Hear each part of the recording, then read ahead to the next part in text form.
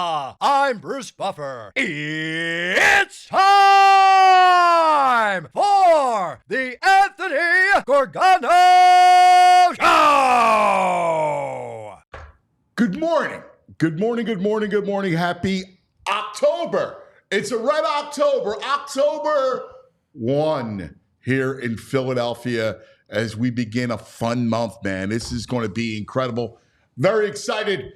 This is the Anthony Gargano Show presented by Rite Aid. Get all of your scripts, vaccines, you name it, at your local Rite Aid, riteaid.com for locations and everything else you need.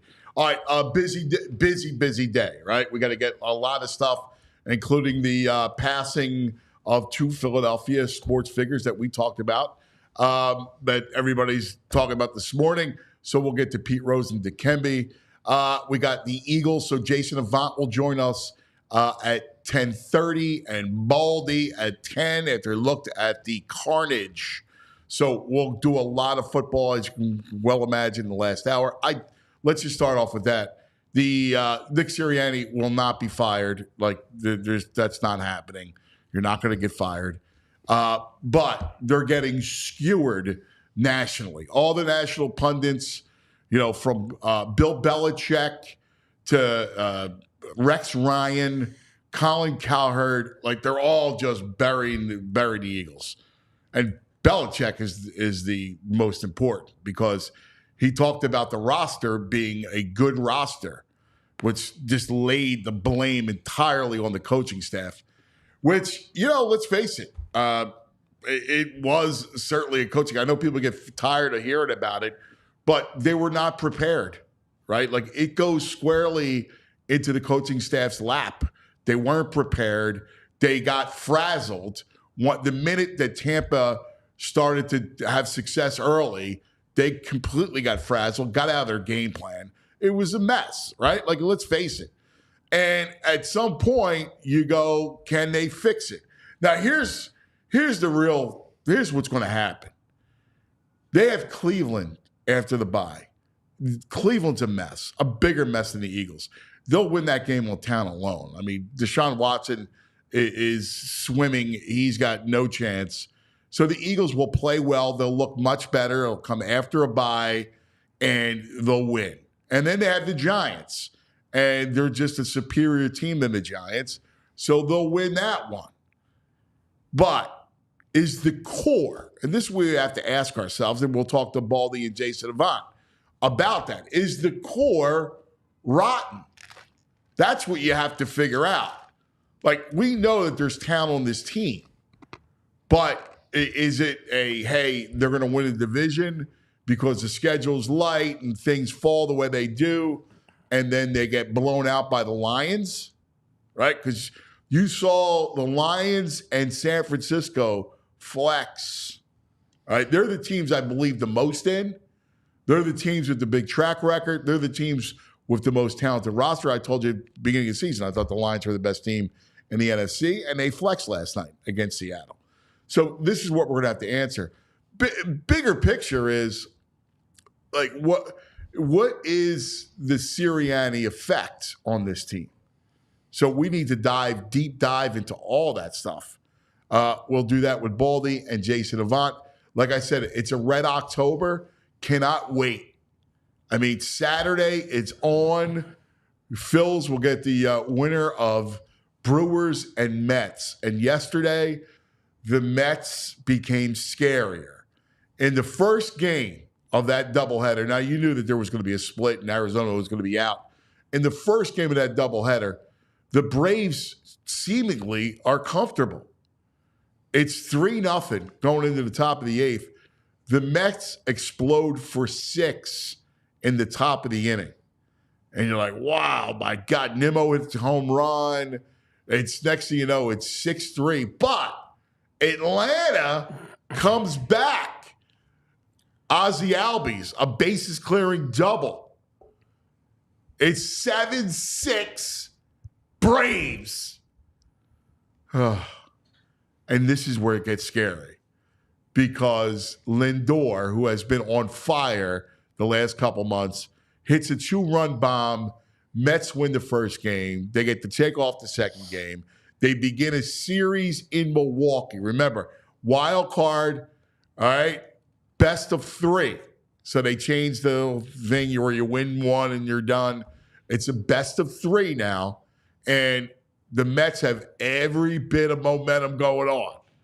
And they're scary. Everybody's talking about them, right? Like they remind everyone of the Phillies 2 years ago.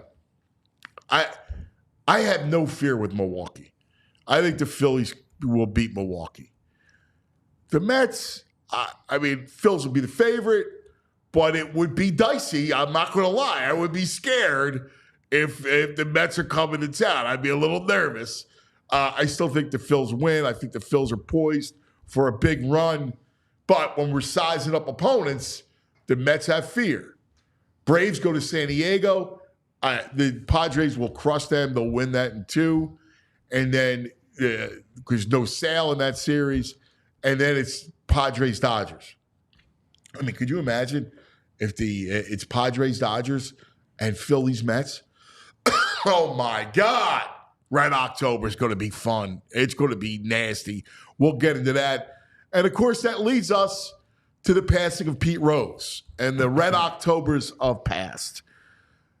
My first memory was really of that team, that sports memory. It was that late 80s. It was the Boa, Schmidt, Carlton, Sunday afternoons at Veterans Stadium. It was Black Friday. Losing to the Big Red Machine in 76, and then Black Friday, 77, 78, against the Dodgers. And the Phillies, who were so talented. I'm a little boy, and I'm like, oh, my God, these Phillies are the greatest. But they couldn't get over the hump until Pete Rose came. He comes, and for the 79 season, Pirates win the World Series that year. That was the We Are Family World Series. But then 80 hits. And it was Pete Rose who showed the way, right? Everybody will talk about it for years. It was legendary. Mike Schmidt, Larry Boa, right? Gary Maddox, Greg Luzinski, all those heroes of the past talked about how Pete Rose was the engine for that team. You've been seeing the highlights over and over and over again where the pop-up and Bob Boone, it hits off his glove, and Pete Rose, Johnny on the spot, as Harry said, was there to catch it. And that's who he was. And every Little League coach, every high school coach that we've ever had talked about playing the game the way Pete Rose did. Now, off the field, we know about the warts. He's dotted with them, right? Not just the gambling, but all kinds of stuff. Today, after he goes, I want to look at him like the athlete, right? Like he was an iconic figure. First in free agency, coming to Philadelphia, put the Phillies on the map. That World Series, and we talk about the search, the quest to relive 1980. And the quest is real. The only team that won it that year, the Eagles were in the Super Bowl against the Raiders. The Sixers were in the finals against the Lakers. The Flyers were in the Stanley Cup finals against the Islanders. But the only team who won it were the Phillies. And they had that parade. And that parade ended a huge drought of misery, right? Like, Flyers had won it, but man, the Phillies were bad. And the Eagles, the whole thing. The Phillies and that team really gave this city a lot of pride, along with the Flyers of the early 70s. But that was a big deal in this town when the Phillies won it. And Pete Rose was the engine. And he was, it was Philadelphia. It was a big story. Like, he was Mr. Baseball. Crouch, everybody imitated his batting stance in that crouch, right? Hitting line drives, running the first base on a walk. I mean, the memories just come at you. And he was of a time. He was that time in baseball, 70s, 80s, was, Pete Rose. He was a huge figure in the sport at that time.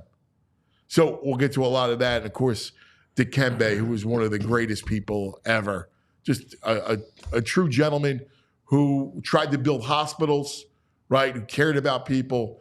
He was the opposite when it comes to character when it comes to Pete Rose in comparison. He was a good man, Dikembe. And we mourn both their losses. Let's talk to our man, VG, and, of course, JP. First, VG, I know there's a lot for you, right? Because VG lost his dad, and we love you. Thank you, man. Want to wish your family the best, man. Cool. Appreciate it. Let's talk some sports. I know. That's why you're here. Yeah. Sports, in so many ways, is a way to escape. Yeah. It's why we love it, to dive into it. Let's talk about Pete Rose. And we grew up we're the same age. That moment of Pete Rose coming to Philadelphia was huge. Dude, it was what the biggest a thing game in the changer, world. because they were just sniffing and sniffing, couldn't get over the hump. And then Pete came, and everyone was like, here it comes. And it was a little disappointing the first year. Yeah, you know, that was the it, Pirates. right? Remember? Yeah. The Phillies missed the playoffs. Yeah. Back then, there was no wild cards. Yeah. Right? And the Philly was 2 divisions. That's brutal, right? Just pennant, two teams, right? Yeah, it was division? 2 teams, yeah. and then you played in the NLCS. Yeah. Oh, my God. Yeah, Pirates had won it. That was the We Are Family. I mean, truthfully, that's how baseball, that's why you play 162 games to eliminate, right? I mean, that's how it was. Yeah. But, I mean, that was a huge deal. Pete comes in, and that 80 year. Because they were good, and Boa was like Boa, but they didn't have that attitude. And Pete brought that spark, man. Boa I've read, because I forget, maybe when Pete came back to town, one of the articles had a Boa story, and he didn't remember what pitcher, but he remembers Mike Schmidt looking a little nervous or jittery, I think he said. And he's like, what are you all jittery for, Mike? And Mike's like, I never faced this pitcher before. And Pete's like, what do you think that guy's thinking? He's never faced Mike Schmidt before. And Schmidt's like, yeah, that's right. Like, he brought that attitude to them. He did. And again, they were, you know what it was too? That Phillies team they were all the same age, right? They all came up together. And so the position players, they were all kind of the same age. And they needed that winner. And Pete Rose was a winner, Big man. Red machine. Yes. Bringing all that. I mean, that Reds team was a big deal. Like, they were amazing. They were a great team. And so he brought that winning attitude that would really, help them during that whole run.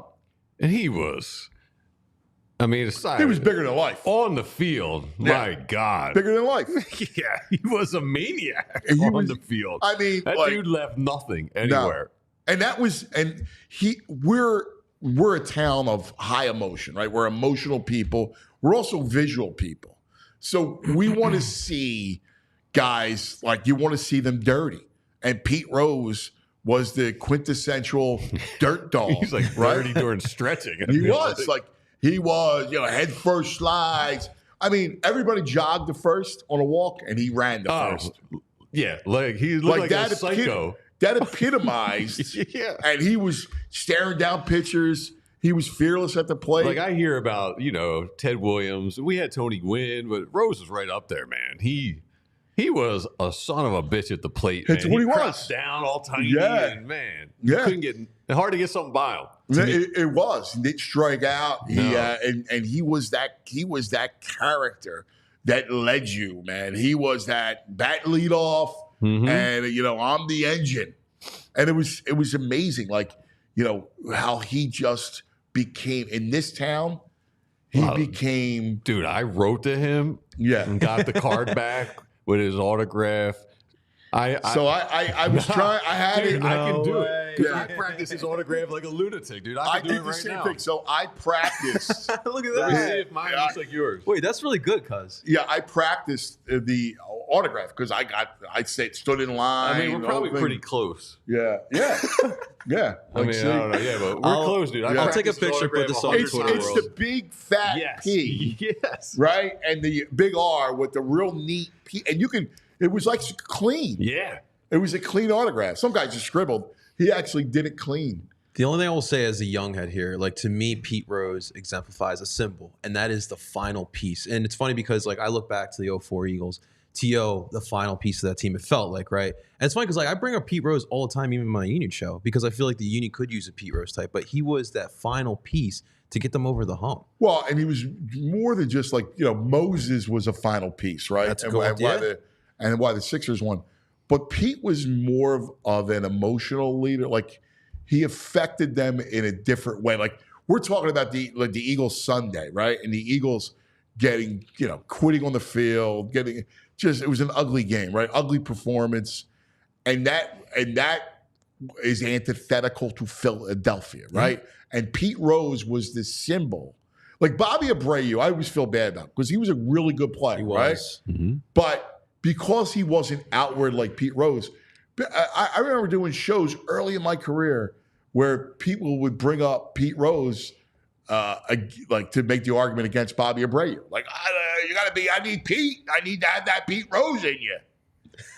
He was that big of a figure. His head first slides. He was airborne, like airborne. No helmet, dude. Yeah, the helmet would fly off, and that bowl haircut would be flying in the breeze. But dude, I played first base little league a lot because I was a tall kid, and like he would third out, he'd throw the ball off the turf as he ran off, spike it. I would try and do that all the time on the fields of Juniata. Nothing. I mean, it's like not concrete like the hit a piece of glass and went sideways.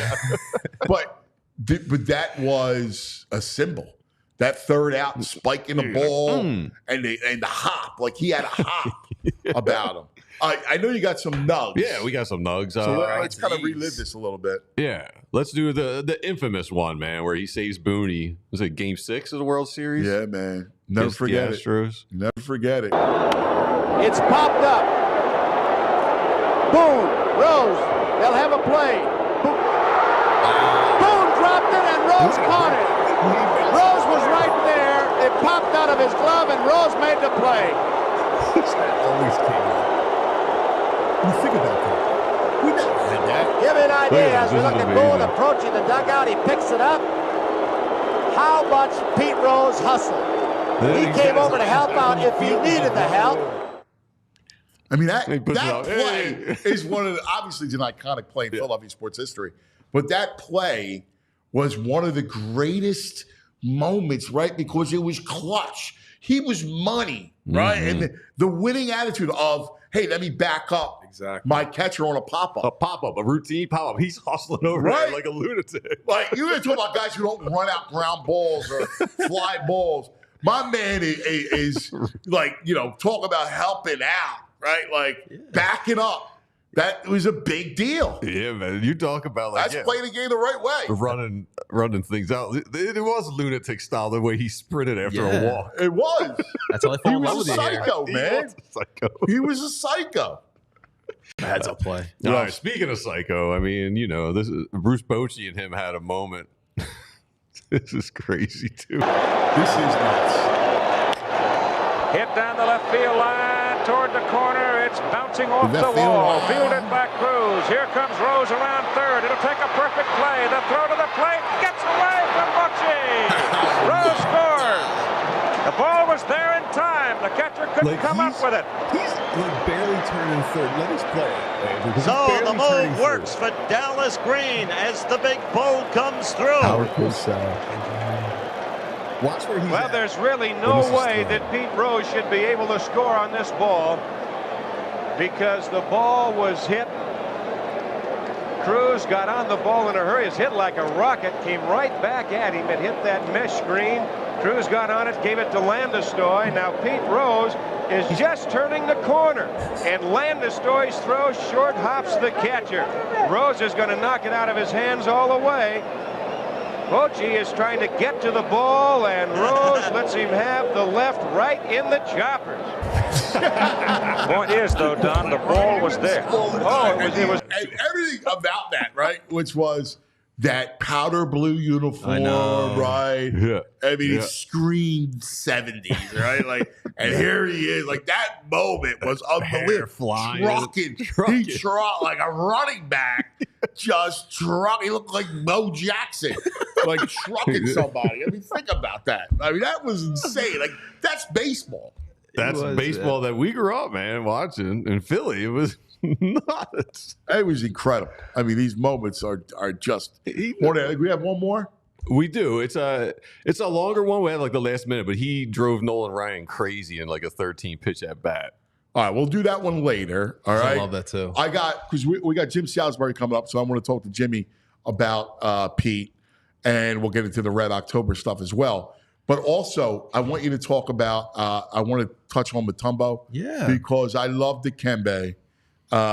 He was a great guy when he came out. I know people talked about, we talked about this yesterday a little bit because the news hit on our show. But, when he got here, and other people are upset about the Theo Ratliff trade and the whole thing.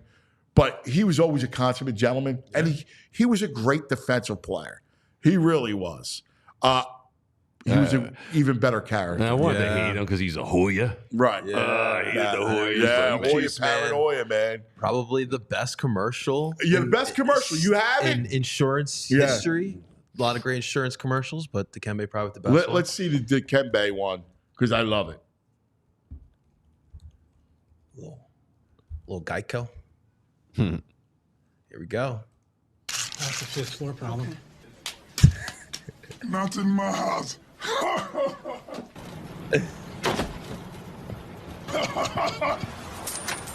No. Not today. Jimmy, how happy are folks to save hundreds of dollars? We had to play to start the show. God rest his soul. He was a great man. He was. We talk about Pete, right? Pete was the opposite of character and being a great man was Dikembe, man. Dikembe was awesome. He was. He wanted to build hospitals. He was a beautiful guy, but I love that commercial. He brought modern healthcare to parts of the Congo and stuff. Did. Jeez. He's an amazing man. Amazing man. He did inspire a lot of African nations. That's something Joel Embiid touched upon yesterday. Especially, obviously, he's a proud African, proud Cameroonian. So he was an amazing guy, amazing dude. Not in my house. No. The greatest, man. Coming up, Jim Salsbury will join us. We'll talk about Pete, and then we'll get into Red October. Yeah. Cannot wait for it. JP, what do you got for us? I got you, cuz. All right. No, not today. Bad finances, not today, ladies and gentlemen. In 2024, listen, we're getting close to 2025, so it's time to start thinking about that next year, right? So let's start creating some good financial habits. And with TrueMark Financial, they have their new money management tool that's going to make this very feasible for everyone here, all right? So managing family finances includes budgeting for kids' sports leagues, create separate budget category for sports expenses to track costs effectively, and even more important, ladies and gentlemen, we're talking about finance for yourself, but listen, for all my parents out there, you got those kids. Listen, eventually they're going to become an adult one day too, so it's never too early to start those financial discussions. It goes a long way as well. If we're planning some away trips, right? Obviously we're on the bye week, but soon enough the Birds will be on the road again, and you want to start going to some of those away trips. Well, listen, with TrueMark Financial and their money management tools, and especially the mobile banking app, you could track all your finances right there. Obviously on a long weekend, listen, things can start adding up. And so with that app, you can see everything that you're spending on. And even better, if you happen to go through that heart attack where you lose your credit or debit card, with their app, you can lock it and no more heart attack whatsoever. All right. So here you have one or two options right now to find some more information on TrueMark Financial. Either visit TrueMark.com/PHLY. That's TrueMark.com/PHLY. Or you can visit either one of their 24 branches in the Philadelphia area. TrueMark Financial is federally insured by the NCUA and is an equal opportunity lender. And while we're talking about health, obviously we're talking about health of your pockets. Let's talk about health of your eyeballs, ladies and gentlemen. Because even though we are getting into cold season, that doesn't mean that the sun goes away. No. It's still going to be here, and you still need to make sure you protect your eyeballs, but do it with style. And our friends at Shady Rays, they're able to help you do that. But they have over hundreds and hundreds of different styles for you to select from, whether you're an aviator person or like myself, I like more of the sport look. I like the fishing glasses, the cycling glasses. That's more my style, but Shady Rays has the style for you. So you definitely want to check that out. All right. And listen, my favorite part about Shady Rays is you're not breaking the bank for these high quality sunglasses. All right, we've been there. We spent north of $500. Don't lie, you've done it before. I have as well. But with Shady Rays, you're gonna get that same quality, but you won't be spending north of $500. No. And don't take it from me. Obviously, I love this product, but take it from over 300,000 people that have rated it 5 stars or more. So what are you waiting for? Head on over to Shady Rays, check out all their different styles, and at the checkout page, use the promo code PHLY. This will get you 35% off your polarized sunglasses here today.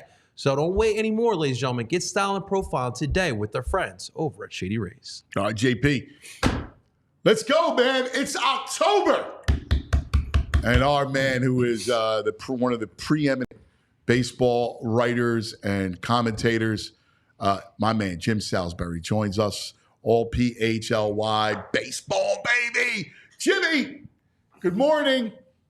Good morning, guys. How are you?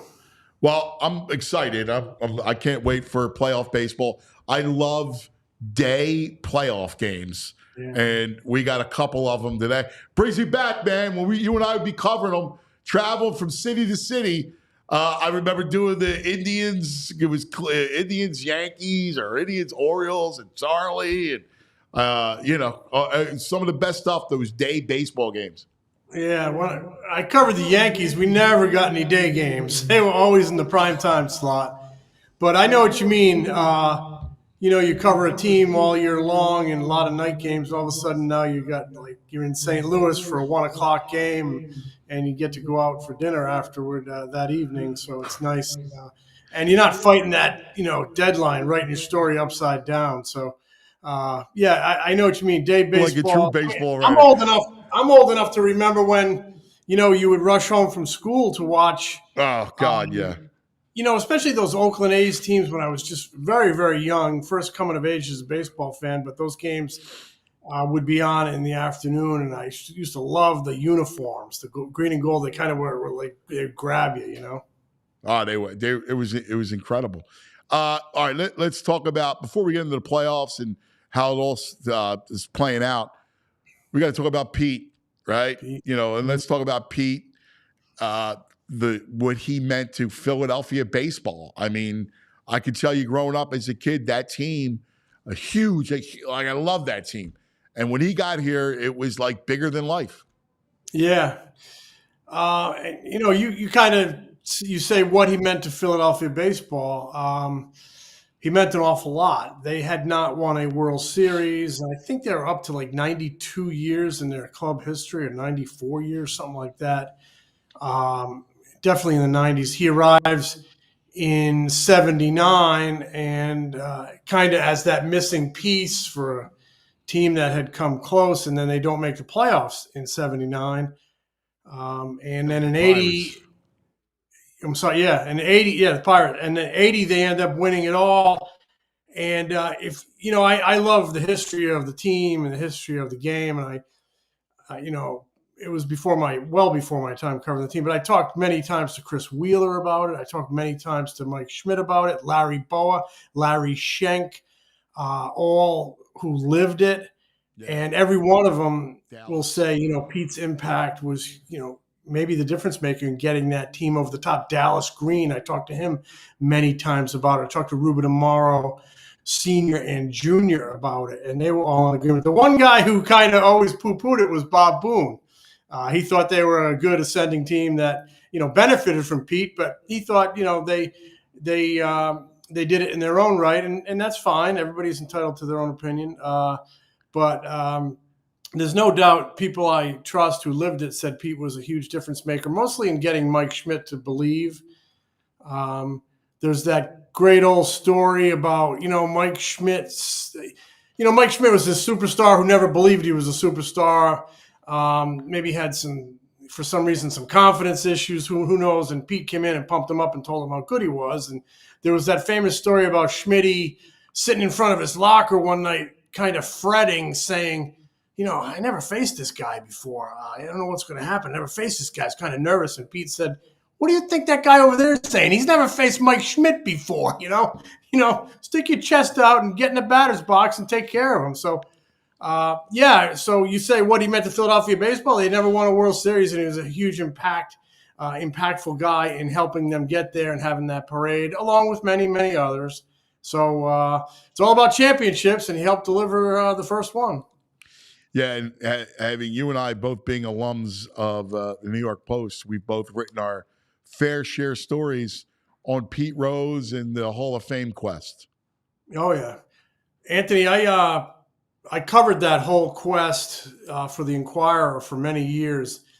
Mostly that kind of second effort. If you remember, Joe Morgan and Mike Schmidt were leading that second effort maybe 20 years ago. And I'll tell you this, I covered it pretty closely.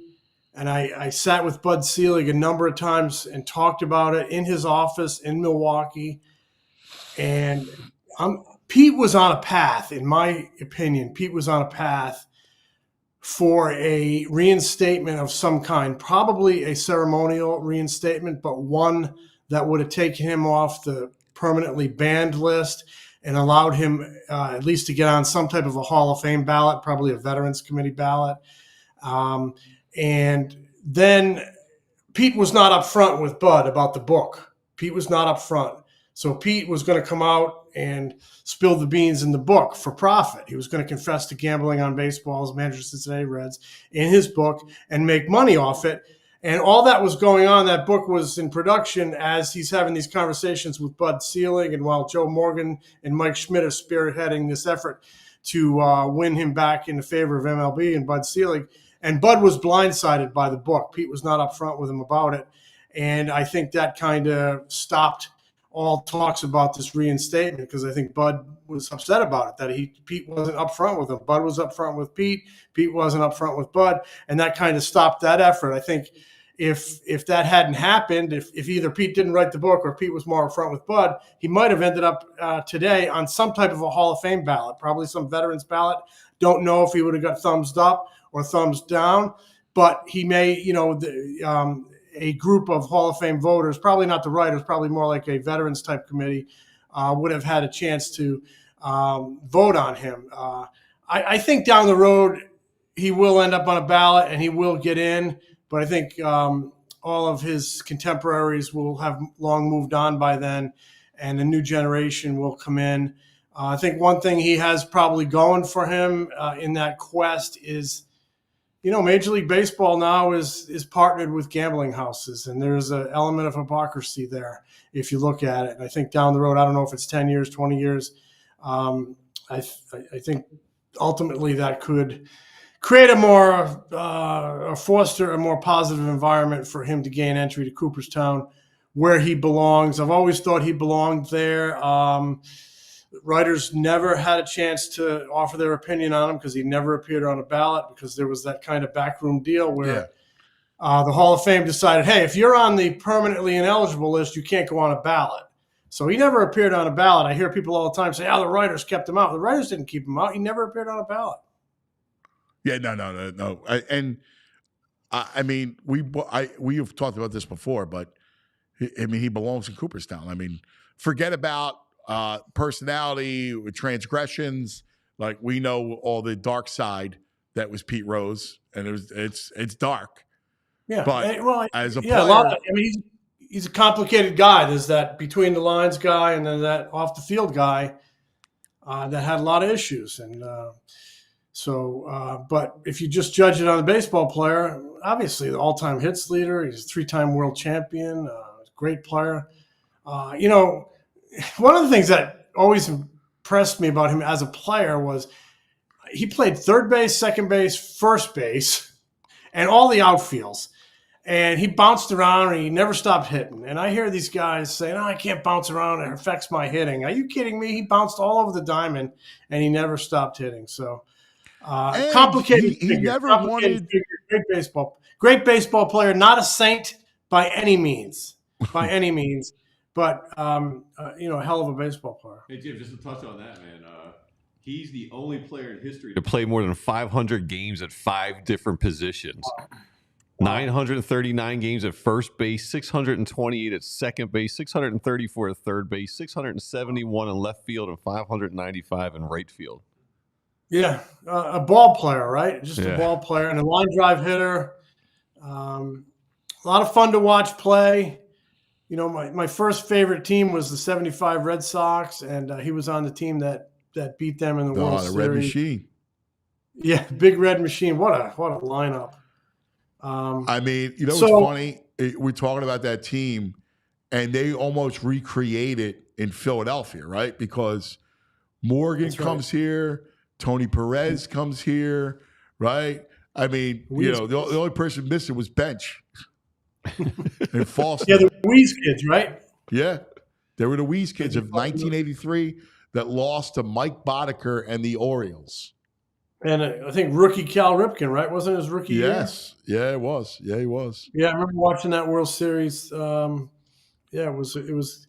Yeah, so he spent 5 years here. Then I think he went to Montreal. Then he ends up back in Cincinnati, and he's the player manager. And I think Jerry Krasnick might have covered him. You should get Jerry on. Yeah. I think Jerry Krasnick might have covered him as a skipper. He'd probably have, when he was in Cincinnati, he might have some interesting perspectives. Yeah. No, there was, and that whole relationship with Marge Schott and that whole craziness in Cincinnati, man.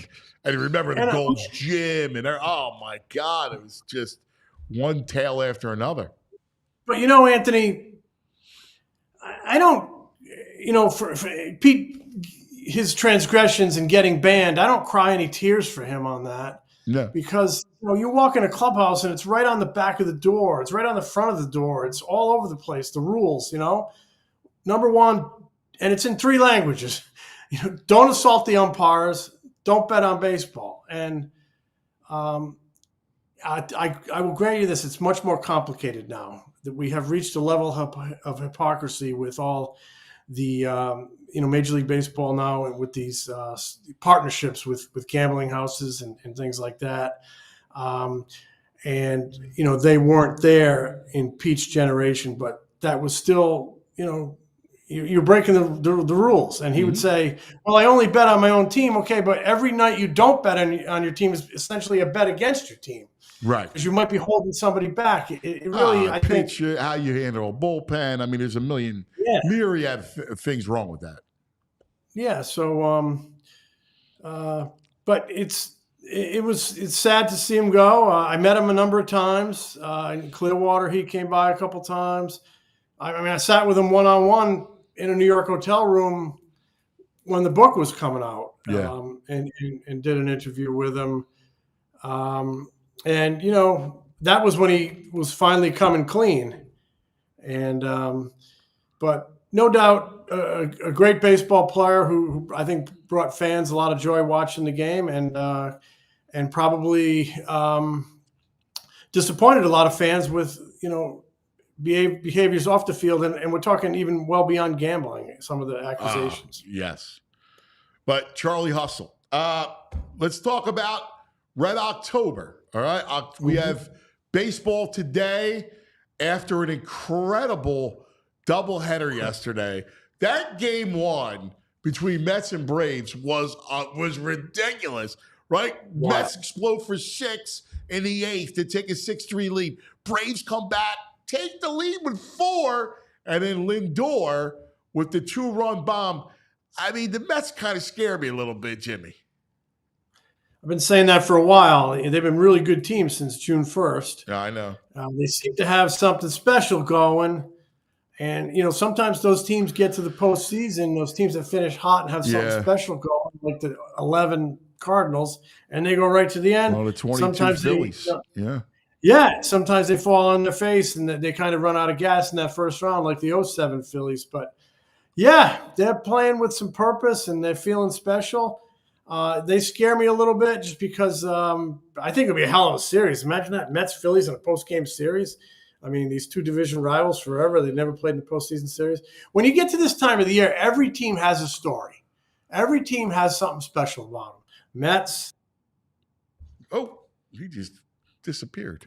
Vanished. Wow, that was a quick. Gone. That just was like out. All right, let me know when we. I think he disconnected. Yeah, let me see when we get him back. But he's right. Every team does have a story, right? The Phillies are writing their own story. Here we are. Hey, Jimmy. I'm back. I'm sorry. I don't know what happened. But are you there? Oh, we're here, buddy. We're here. But like every team this time of year has a story. The Mets have a story. Yeah. Entering the year, it was kind of a transition, rebuilding year. I mean, as late May, are they going to sell? All of a sudden, they go on this roll at the trade deadline. Are they going to sell? Now they're on a roll. They hang in there. Now they've finished with a bang, and they're in the postseason. The Milwaukee Brewers are a great story. They also entered as a rebuilding team. They lose Woodruff. They don't have Woodruff because of an injury. They trade Corbin Burns. They lose their manager, Craig Counsell. They have they bring in a new manager, the bench coach Pat Murphy. all of a sudden in a rebuilding year with a lot of transition, the two best pitchers are gone, their managers are gone, they win the division. Terrific story. The Padres seem to lack chemistry for so many years. Now they seem to be overflowing in it. The Dodgers with Ohtani. The Braves, I think, are a magnificent story. They lose, Acuna, Strider. So they lose an MVP player. They lose a Cy Young type player. They lose another MVP type player in Austin Riley and Ozzie Albies. And, they bring in 3 released players, Merrifield and the guy Urshela. Yeah. And they keep winning, and they make the playoffs. So every team has a story. It's something special about them. Phillies have a great story with this star-studded nucleus, third time back to the postseason, huge expectations, and a big part of their story is how awesome they were for close to 3 months, and then how mediocre they were for close to 3 months. And we're going to see what we get in the postseason. I think it's going to be a real fascinating postseason, very entertaining. They always are. How do you size up Mets Brewers? I mean, the magic that the Mets have. I'm not in love with I still don't love their pitching, but they find a way. They do find a way. Today and Peterson. Manaea finds a way. He's been really good. Severino finds a way. These guys. I'm not in love with it either, but it's done the job. It really has. They also have a rookie manager. Alonso and Nimmo haven't done much, but they could both go off. But the big guy there is Lindor. I think it's his 4th year there, and he's had big years. He's had 30 homer season. He's had 100 RBIs, but this is the first year he's really looked like an MVP candidate. He's not going to get it. Ohtani's going to get it, but he's going to probably finish second. Hell of a year. So, it's like, is it Mets magic against Brewers home field advantage? They got some pop, in that lineup. You got Adames, they got Contreras. Churio, I love Churio. Rookie Churio. So I think it's going to be a really good series, a fascinating series, and somebody always comes out of nowhere. Yeah. Somebody always comes. It doesn't feel like the team coming out of nowhere is going to be out of that series. Somebody's going to have to really earn it. And then, the Phillies are going to have a tough matchup, whoever they play, because those are two teams that are good teams and have played the Phillies tough in the second half. I mean, not in the first half. The Phillies swept the Brewers to go to their high point of the season right before they went to London. But they had trouble with them a couple weeks ago in Milwaukee. And I just think the Mets got something special going, and they'll give the Phillies some trouble down here. But all along, I think the Phillies are still the team to beat, as long as they don't beat themselves. As long as they remain consistent offensively, because I think that's my big fear is all those offensive inconsistencies from run-scoring droughts to chase to high strikeouts to leaving men in scoring position. They need to avoid those because I still like their pitching. I like their especially in a short series with Nola, Wheeler, and Sanchez, and I like the bullpen. I just, if the Phillies don't get to where they want to go, I think the Phillies probably beat themselves. Yeah, no, I'm with you. And it always goes back to the bats and whether or not you can get, you could swing them consistently with this team because they're so dramatic, they're so potent. But then when they stop hitting, that's always the worry. ESPN had asked 27 MLB experts. I don't know how much experts they are since they didn't ask Jimmy Stakes here to partake in this. But they asked them to pick their postseason, their World Series winners. 27 experts, 13 picked the Phillies, 7 the Padres, 3 the Yankees, and then just a couple here and there with Dodgers and stuff. So, look at that. I like the Padres against the Dodgers. I think the Dodgers rotation is questionable, and the way the Padres are playing, I think the Pods take out the Dodgers. Yeah, the Padres are going to be tough. I mean, they've put together some postseason experience, and they've been there now, and they find, to me, that was always a collection of tools, of great tools that never came together as a team, and it feels like this year they came together as a team, and they have a killer bullpen, and they have a really good starting staff. They got a lot of pitching, very good pitching, Good offense. Yeah, they might be the most dangerous team out there if they get it going and get hot. Yeah. And they're going to face, the Braves their pitching's depleted in the first round. Padres could be really, really dangerous. I think the Yankees could be really dangerous on the other side. I think the Indians with that bullpen could be really dangerous. Jose Ramirez, great player. I'm really looking forward to this tournament. Yeah, it's the best, buddy. Good stuff, man. Lots. You and I, we're going to be busy in October. All right. Okay, pal. Looking forward to it. Thanks, Jimmy. Jim Salsbury. Yeah, we're going to be doing specials every day beginning tomorrow. Red October specials. Nice. That will air at 5 o'clock. Nice. I'll be hosting them. It'll be really inside baseball. So we're going to go kind of like seam head. Yeah. And I cannot wait. I love this. I look ahead. I'm looking up at 4 games today, right? Like I'll watch everyone. I love playoff baseball. Playoff baseball, pitch by pitch, is so dramatic, man. We love it. I'm all in on this Tigers. Dude, I'm curious. So do I. The Stros. We always hate the Stros. Oh, they're always there. Altuve, Bregman, Alvarez. But the Tiger story is awesome, though. What's that? The Tiger story is kind of awesome. Oh, it's a great story. For them to get hot at the right time. We know somebody who loves the Tigers today. He, of course, is the brain. Brain. Red, the brain finder. That's right. Brought to us by the Bet Park Sportsbook online casino app, The Brain. In the back of a limo? Or where are you, Brain? Are you on a plane? Yeah, live from the Rolls Royce. Do you hear me okay? Yeah, we got you. No, I'll tell you what happened. It's funny. The internet in the house isn't working, so I went into the car because the car actually has Wi-Fi. So I'm hoping it comes out okay. What do you got? I do my best. I'm trying. Oh my God! It looks so like a plane. I'm in the car. Look at that leather. What's that? I know. That's beautiful. It's just a ball. It's a ball. What the hell is that? It looks like a freaking cockpit. It's just a car, man. Just a car. Yeah. Just $150,000 car. No, stop it. Tilt your head down. What do we got on this hat here? This is JUP for Jupiter. So again, full disclosure. We have to do Jupiter, Florida? Yeah, that's horrible. No. We have to do a hat intervention. Your hat game is the listen, you're the greatest. You're great at what you do. No. You're an even better guy. All right, we love you. Your hat game blows. It's horrible. We got to get rid of your hat game. We got to change your hat game. I got to tell you something. He's got the sticker on it's not like my it's hat. A brand new era hat. It's Victoria's hat. I did it again. It's not my hat. It's not my hat. I just put on a hat. I woke up with the hat head. I was doing work. I mean, look, I'll take off the hat. And again, I just have the hair's going all over the place. Put it on. But anyway, you were so good looking yesterday. You were so handsome yesterday. The hair was done, shaved up, and now I know.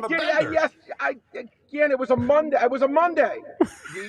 Now every Mondays, that's the only, But Queen got you sleeping in the car. He came home on a bender. Queen's got him sleeping in the car. She's got the Queen hat. Her hat game's horrible. We love her. I'm going to have to dump this one, too. 5'6", Jupe. Oh, God, JUP. Get the hell out of here. It's hard. I worse than Florida. I agree with you. It's horrible. I know. Trust me, I know. All right, let's get to business. Let's get to business. We got MLB playoffs today. You know the matchups. First, futures. You got any futures? Phillies, I know it's hard because they're plus 450? And also you're better off. Here's the advice I'll give to everyone out there. Let's suppose you like the Phillies, whoever, the Tigers, Braves, whoever you like, irrelevant. You're better off in these situations once the playoffs start, laddering it. So, for example, you bet them in the first round. Take that bet, double down in the second round, double down in the third round. Do you know last year the Chiefs, for example, good example. The Chiefs were like 7-1 to win the Super Bowl. If you bet them every single game at the money line, you would have gotten 20-1. Wow. Yeah. So it's a great example of what I'm trying to say here is I would say whatever team you like, at this point, the futures makes more sense during the year where you can maybe see value based on how you think something is going to go.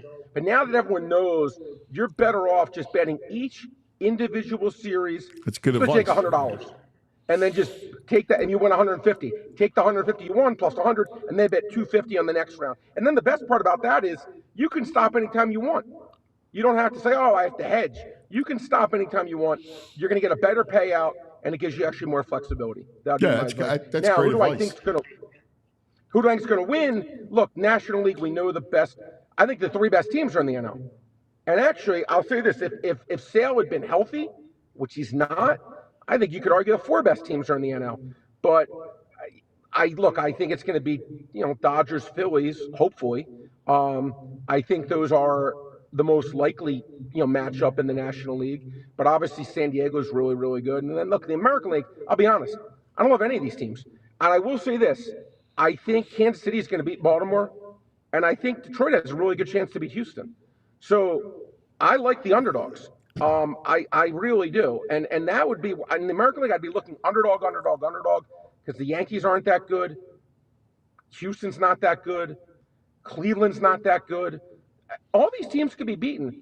Give me the underdog all day.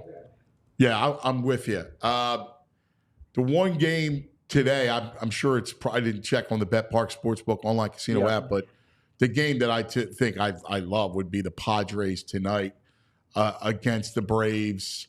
And I love Michael King, and I just think they strike out a lot. I mean, I just think it's a big. I think Padres are waiting for this.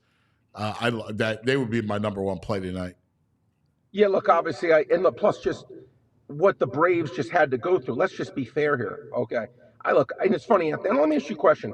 You travel a lot. Like when you travel and you just can you imagine playing a doubleheader, getting out of there, flying to the West Coast, and then playing a game. Look, I always say we treat these people like they're John Madden characters a lot, not like human beings. Right. I know when I travel to California, I'm tired.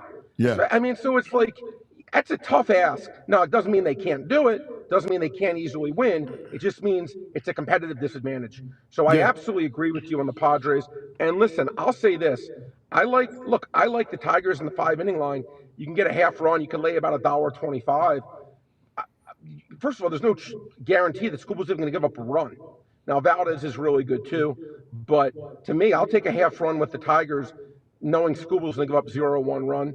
I'm very confident it's not going to be 2. I'll do that. And I'll take Reagan's taking a half run against Corbin Burns. To me, Reagan's is the better pitcher. Now, both teams have been struggling to score.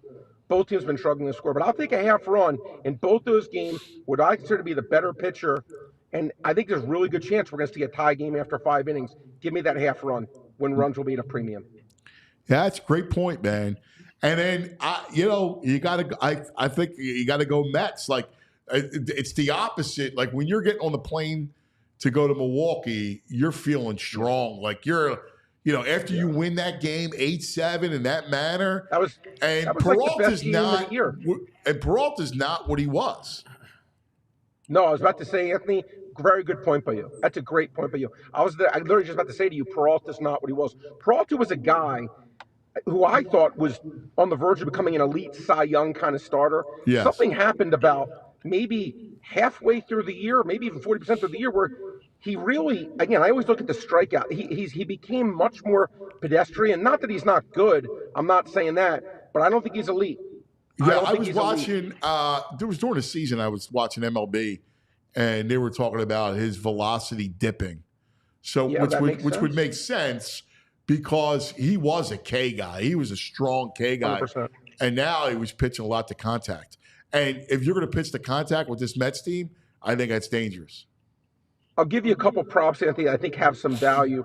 Look, here's the thing, and I'll be honest, I've gotten burned by this. I have. I admit it. But I'm still willing to do it with a handful of starters. Zach Wheeler, Chris Sale, who's hurt, Cole Reagans, Tariq Skubal. When it's a clear number 1 starter, where the team doesn't have a better bullpen guy than that number 1 starter, they made Reagans outs today 16.5. They don't have anyone in the bullpen better. So I don't know why he wouldn't go 16.5 outs. Skubal, 17.5. Listen, for him, it's just a matter of, does he have too high of a pitch count to get to 6 innings?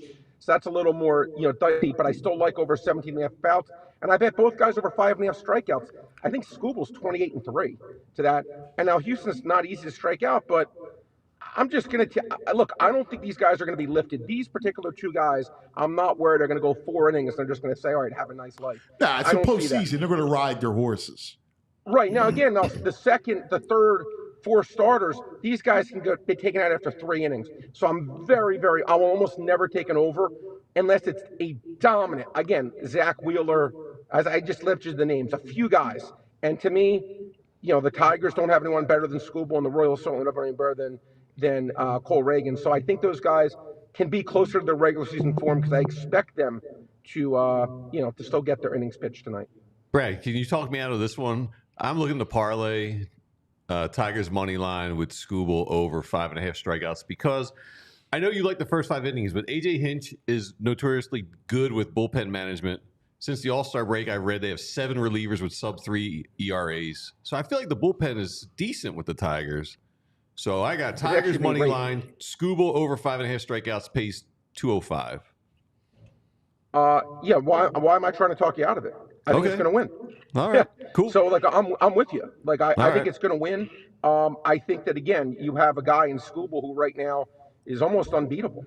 Right? I mean, I think he's incredible. It's funny. I'm curious. Did you see when they talked about the Orioles potentially trading Jackson Holliday for him?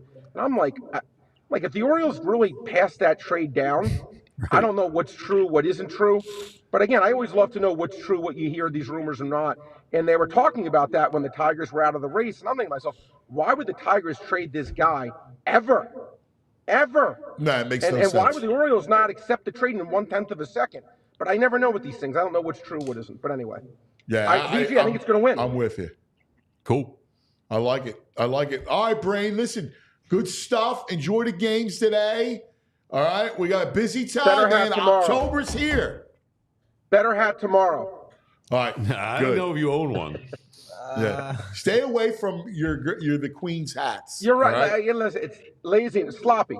Yeah. I apologize. We're a Michigan one. All right, the Brain, the ambassador to the Bet Park Sportsbook and online casino. People calling it the Brain Mobile. Oh my God, that's classic. Brain. Yeah. All right, tell us about Ace, and then I want to tell you about Parks. You go first. Yeah, I wonder if Ace can actually fix Brad's hat situation. But you know what? If not, it could definitely fix anything inside or outside your home because obviously, the jingle, Ace is a place with the helpful hardware folks. And obviously, look, I know it's October. I know we're all excited about baseball. We're all excited about football, right? But listen, we still got things to fix around the house. So in that free time, you're still getting your partner, dragging you like, listen, we got to change the floor. That hole in the wall still needs patching. Well, head on over to Ace, all right? Because Ace has everything you're going to need. It's our neighborhood hardware store. But even better, something that I would recommend personally, because listen, number one, I'm a little bit lazy. And number two, I'm not the best when it comes to handiwork. Ace has trained professionals that will come out to your home and do the fixing for you. And listen, it's great work that they're doing as well. If you got that leaky pipe at Ace Hardware Home Services, they're just around the block with everything you need to fix it, including that person to fix it. Obviously, look, the big thing right now is we're getting into cold season, so the heater hasn't been turned on in a while. So listen, first off, turn it on, make sure it does work. And if it doesn't work, then make sure you guys are hitting up Ace because they'll be able to come out and fix that for you. Visit Ace Hardware Home Services online at www.acehardwarehomeservice.com to get your next project started here today. And you'll say what I always say. Ace is the place with the helpful hardware, folks. All right, buddy. Let's talk about the Bet Parks online sportsbook and casino. The app, we talked about the Brain. Here you go. Here's your futures. Dodgers are the favorite at plus 315. Yankees at plus 450. Titans 450. Houston plus 800. The Padres are 10-1. And the Orioles are 11-1. That's kind of where you're at there. Don't forget, join me, Mike Quick, Seth Joyner, Joe Conklin, Johnny Marks. We're all in the Bet Parks Sportsbook lineup. That's right. If you take the Phillies, $25 to win it all, pays $112.50. So you got all kinds of games that we told you. We all like the Tigers with Skubal pitching. At least I like the first 5. I know my man's going to go all in VG, but I definitely like the first 5. I love the Padres, man. I like the Padres tonight, big. I think the Mets probably win. Yeesh.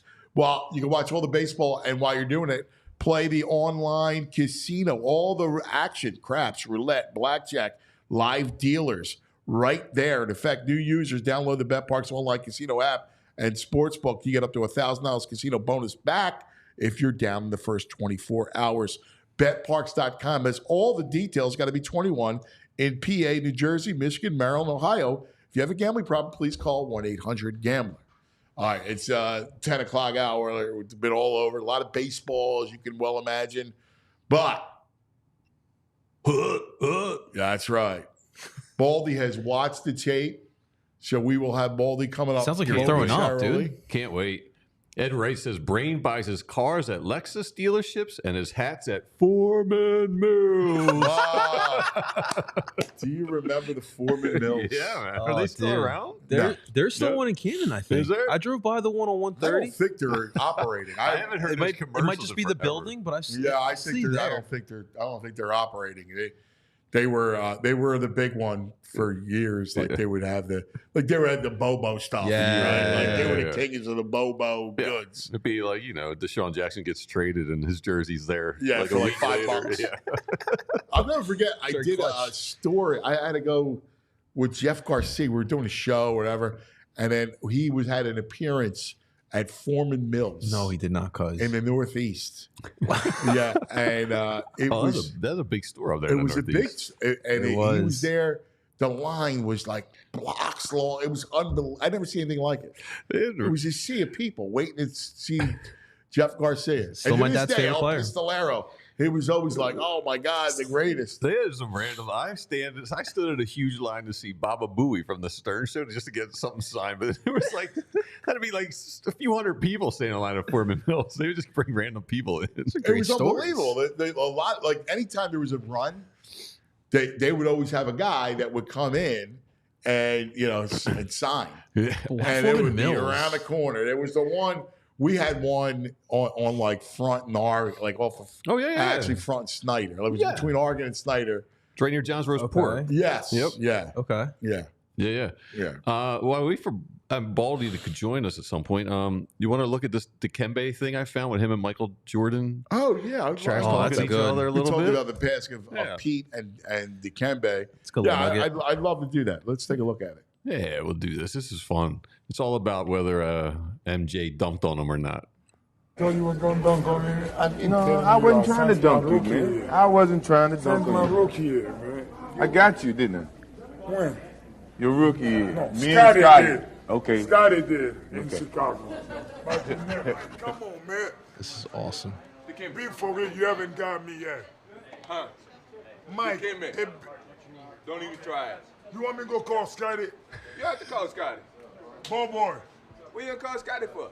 I haven't got you recently. Yeah, I agree with No, that. you haven't got me in the 6 years. 1, 2, 3, just go ahead and say it. No. Never. You said, I'll get you one day. No. Patrick Ewing's instigating. He's like, he never got you. on you. Look at this He room, never put man. you on the highlight. No. No. He said, Look at the legends. Yeah, I know. But it's not happening.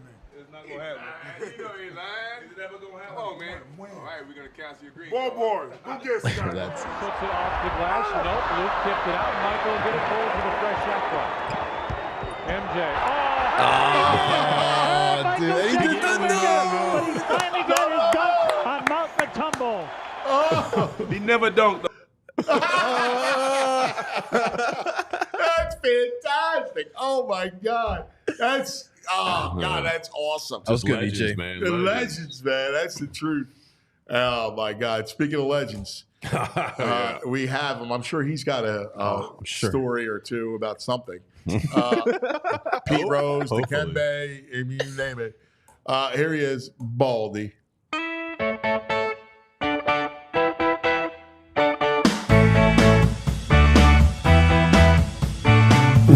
Baldy.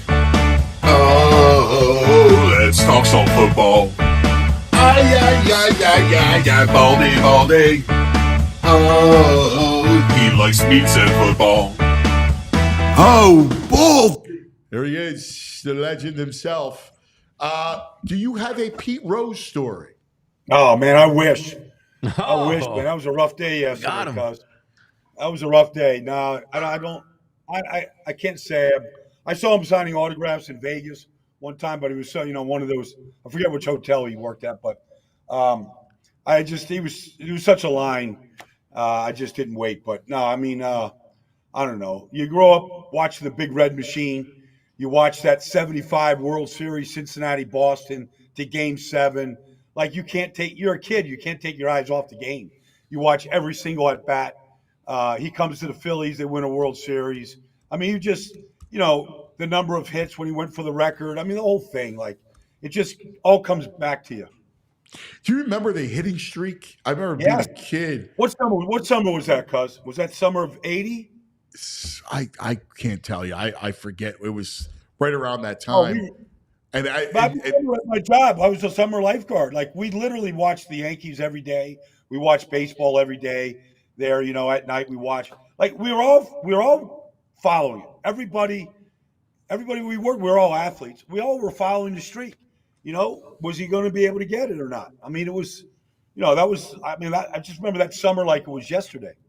It looks like 1978, 44 games. 78. Yeah, 78. That's wild.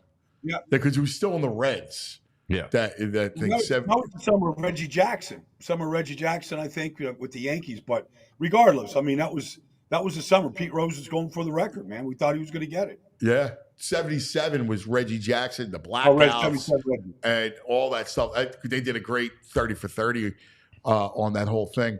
All right, Baldy, we got to get to the carnage. There's a lot to unwrap here. And by the way, man, the national pundits, everybody's out. They got their meat cleavers just chopping up the Eagles. First, what did you see? What did the tape show you? Well, it showed a lot.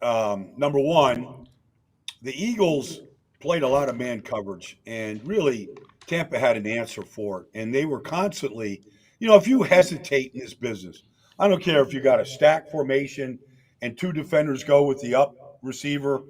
If you just hesitate for a second, you get lost. You're going to get separation. It's going to be an easy read for Baker. I mean, Baker carved them up really good. But they just had very clean reads. They were just getting beaten. Some of it by just mental errors. But, there's no pass rush on Baker. They played great. Graham Barton's been a great center for him. Tristan Wirfs is an all-pro. I mean, but, you would think that a kid like Justin School at right tackle, that somebody would beat him. Somebody. I mean, he's a backup to a backup right tackle. And he's just out there surviving. He looked like he was standing on his feet, blocking Bryce Huff, blocking Josh Sweat, blocking the guys. That's that. And then, I think offensively, you fall behind. It was 24-0 in the second quarter. I mean, kind of hard to stay with any kind of a run game with Saquon, try to get anything going. But, they just don't have any firepower right now. And so, you lose Devontae, you lose AJ. I don't know what they were thinking about when they, traded a third-round pick for, Jahan Dotson. I mean, I just don't see it. I mean, it's a third-round pick. Those guys are starters in this league. The reason why Washington, they saw enough. I don't know, Paris Campbell, Jahan Dotson. I mean, they're just guys out there. There's just not much firepower offensively right now. Well, let's unravel the defense first. Let's go that route because you brought that up first. When it comes, I mean, I know that the plan was to get Baker, get the ball out quick, and he was able to get the ball out quick. At some point, and you're Vic Fangio, don't you have to pressure corners? Don't you have to move up? You just can't give any kind of. I mean, there was a lot of cushion going on. Yeah, there's a lot of that. I don't know if he doesn't trust those guys against Mike Evans and Chris Godwin. I mean, Evans is probably the best red zone threat we've seen in this league since Randy Moss. I showed it again the other day. I mean, he is, he's just, when you see him, he looks like a power forward. I mean, he's just a big guy that's hard to defend. Actually, the Eagles played pretty good man coverage. I mean, Baker just threaded the needle 5 or 6 different times. He put it right in the spot. But that's what happens when you have just a clean view to the receiver, like the touchdown that he hit Trey Palmer on. I mean, Slay is right there. And the throw is just perfect. I'm not sure how Slay didn't even get a fingernail on it, but the throw is perfect against good coverage by Slay. What could they have done? I mean, when you looked at Is it the issues up front again? And what did you see? It always starts up front. The week before, the defensive line really impacted a very good Saints offense.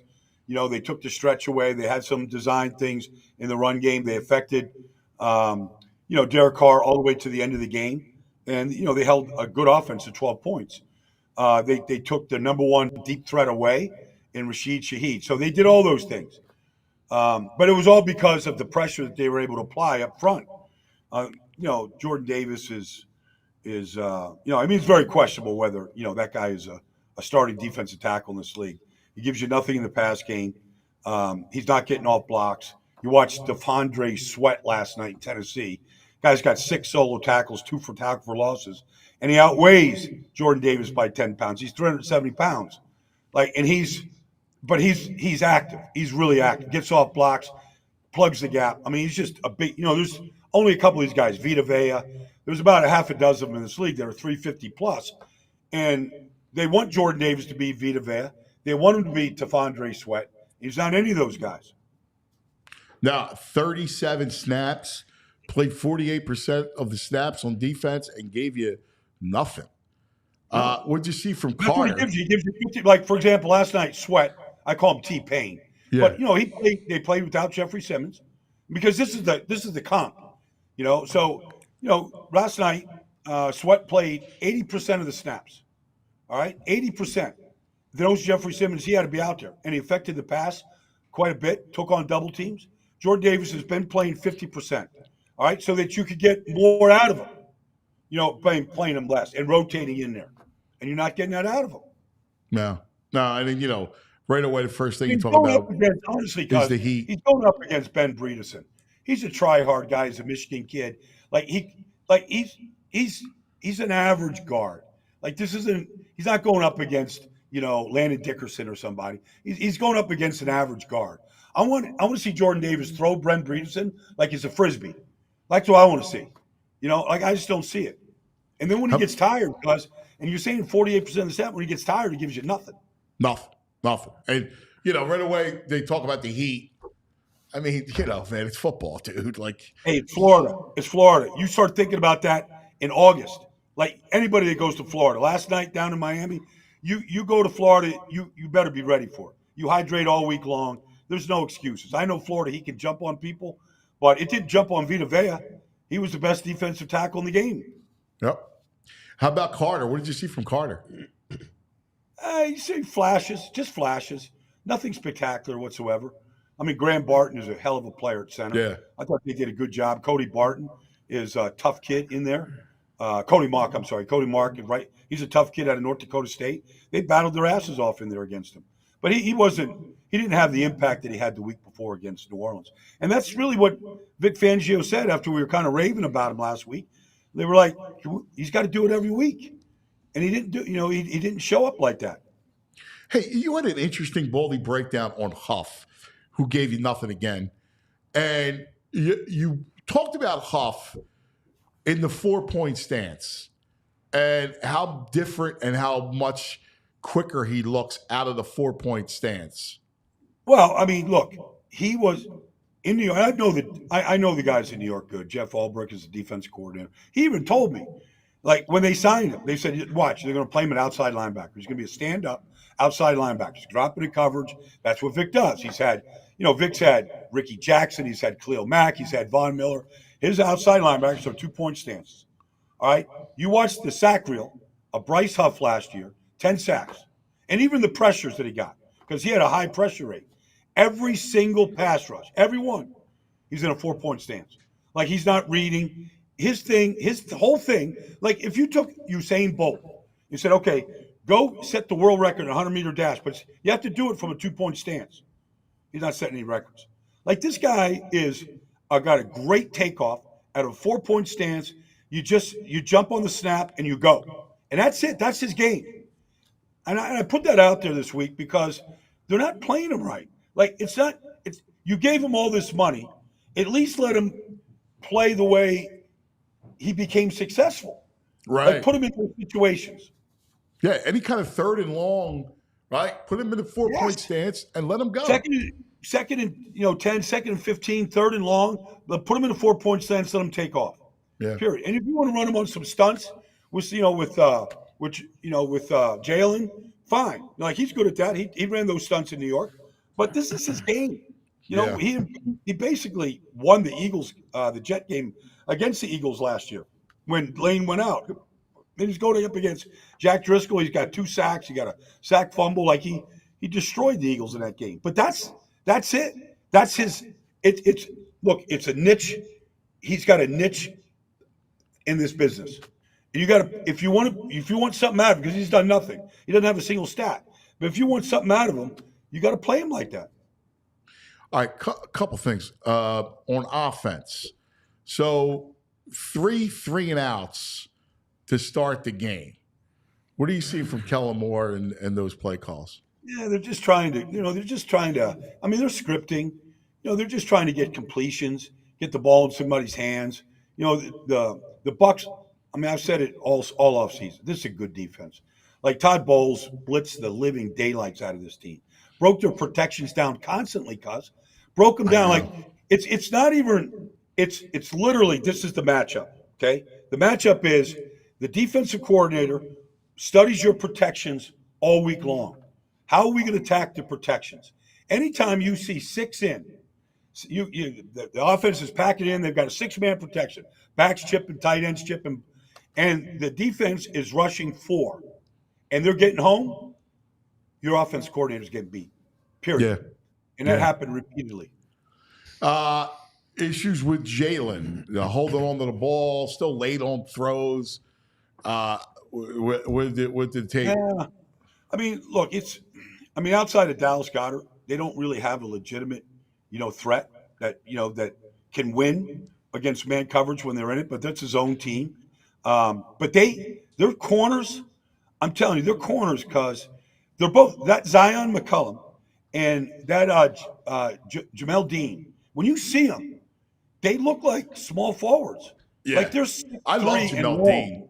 I mean, 6'3", length. And he's played a lot of football, but this McCollum, 27, like when you see him, you're like, that's a corner. He looks like a weak linebacker.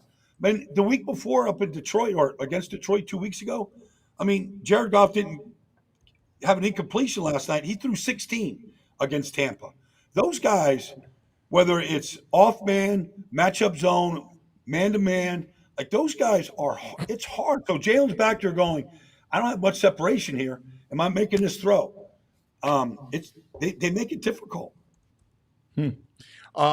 So now the vultures are out, right? Like everybody's talking about it.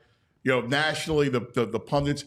I want to play you. Can we get the Belichick stuff? I want you to take a listen to Belichick. He's on Pat McAfee. This is yesterday. The Philadelphia Eagles obviously get tons of attention paid to them. We know how passionate their fans are, how much they care.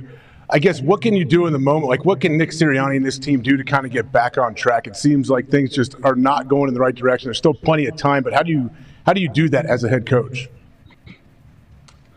Well, first of all, I think the bye week probably is a good time for these guys. Philly, maybe they'll have a chance to get these receivers back and kind of and Lane Johnson and get some of their key players back on offense. But it's a challenge. Look, so when you sit there and say, well, they're one of the best teams in the league, I don't know, being 3-10, that's kind of a stretch if you look at what's happened recently. But they do have a lot of good players, and they have a good team. I'm not saying they're not a good team. I'm just saying they haven't done very well lately. So maybe this bye week's a good time for them to reset. Certainly they've got to play better defense than what they've been playing. They just gave up way too many points too quickly. They're still turning the ball over too much. And Barkley's an explosive guy, but he can only do so much. We saw that when he was with the Giants, and once you put Smith and Brown out there, along with Goddard and Barkley, you have one offense. And you start taking a couple of those guys out of there, and it just becomes a little bit watered down. So I think that bye week comes at a good time for them. Hopefully for them, they can get healthy, reset a little bit, get back to playing good Philadelphia Eagle football, and that means getting off to a good start and playing from ahead.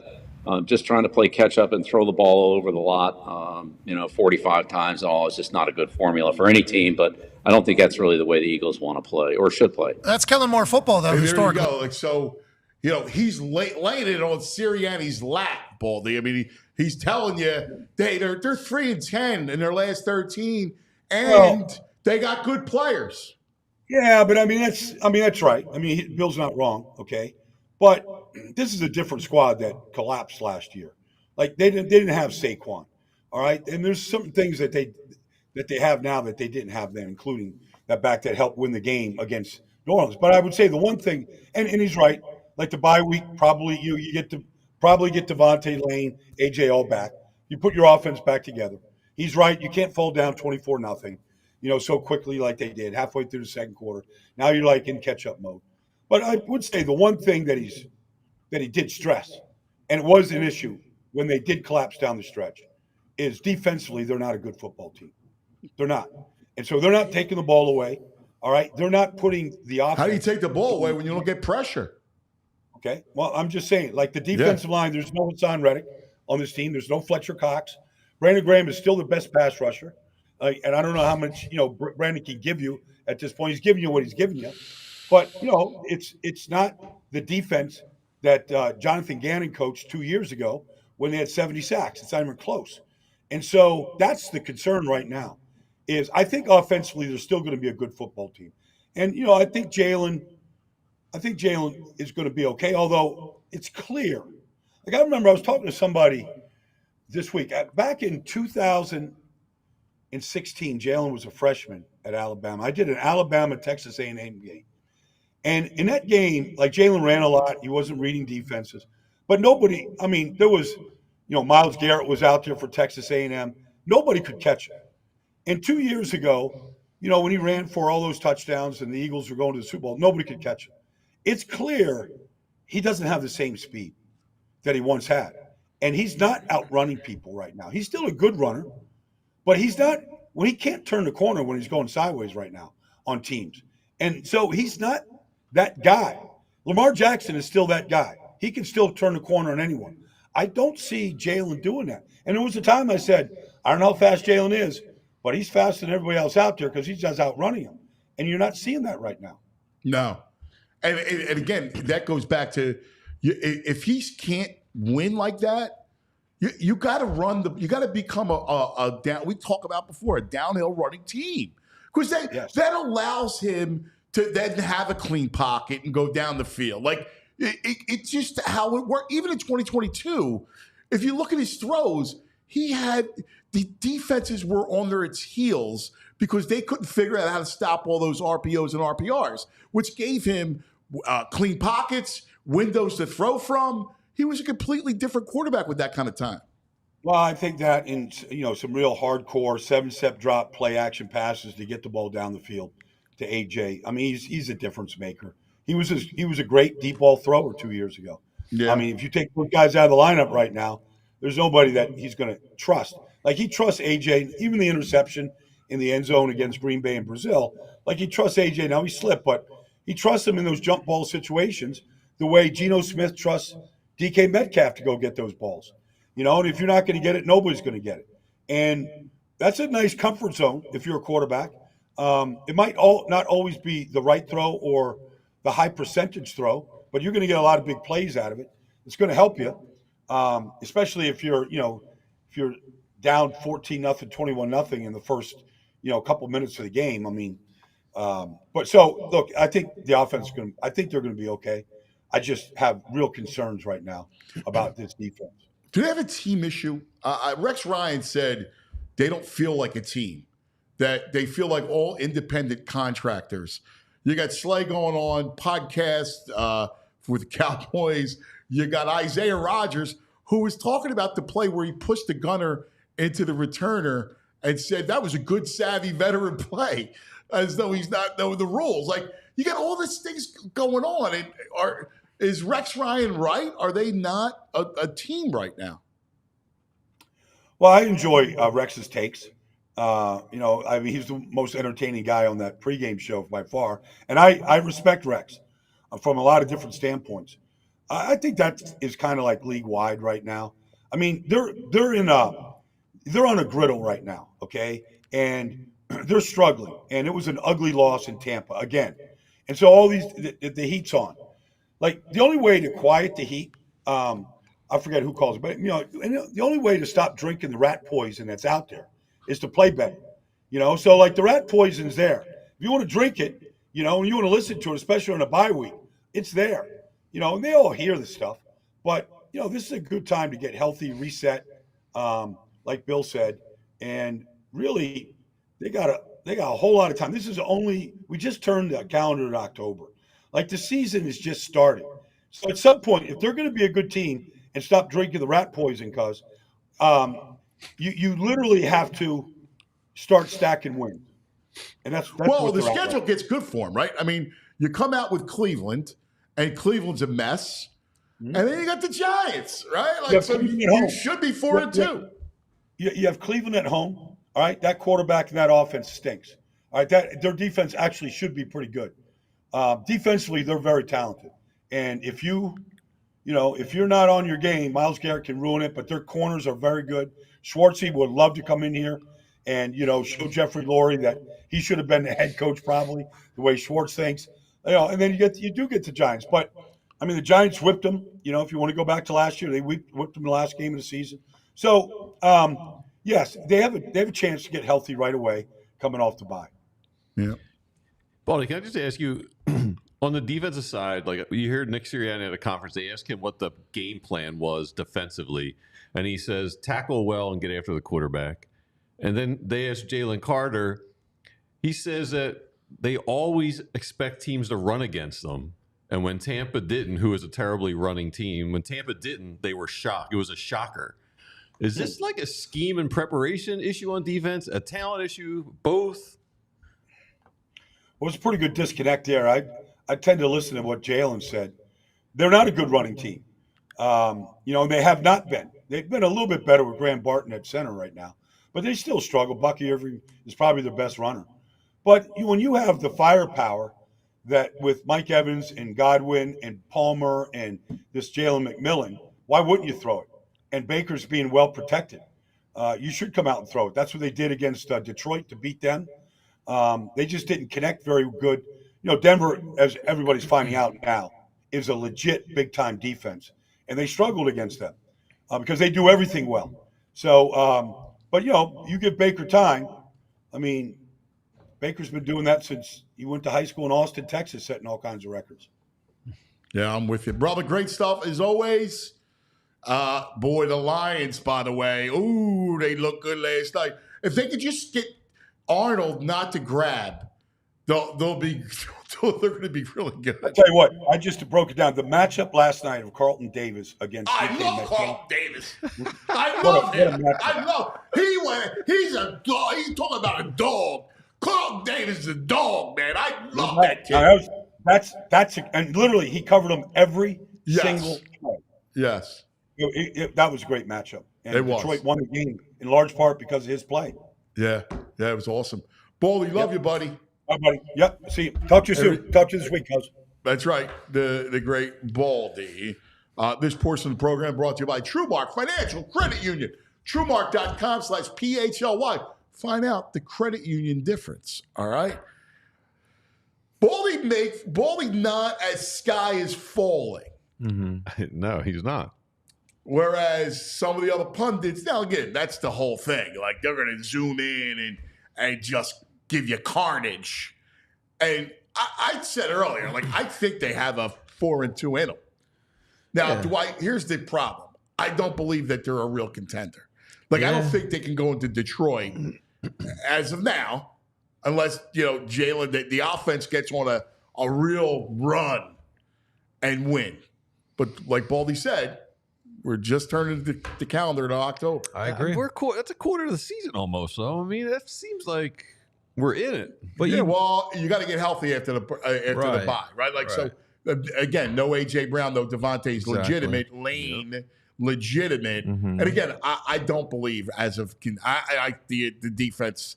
They'll probably have some games where they play well, but they feel like front runners the way the defense feels. And, like if they had the matchup. Nick Chubb putting this up on Instagram today. He's back. Oh boy! The offense going to be a little different. Timing. In 2 weeks.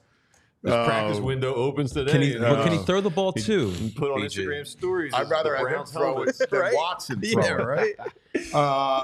Tell us about a little Rite You need Aid. some allergy relief. I feel You feel pretty good. You must have stopped at Rite Aid. Yeah. Don't say anything. Knock on that wood. Rite Aid. Fall allergies. They're here. They've been kicking our butts since August. They go into probably Christmas time. Main culprits, ragweed and mold. It's everywhere. So what happens when this ragweed and mold gets into your nose? Well, it makes your eyes watery, runny, itchy. Your nose runs, you wheeze, you got brain fog, and you need some antihistamines. So, I mean, that's what the people at Rite Aid are there for.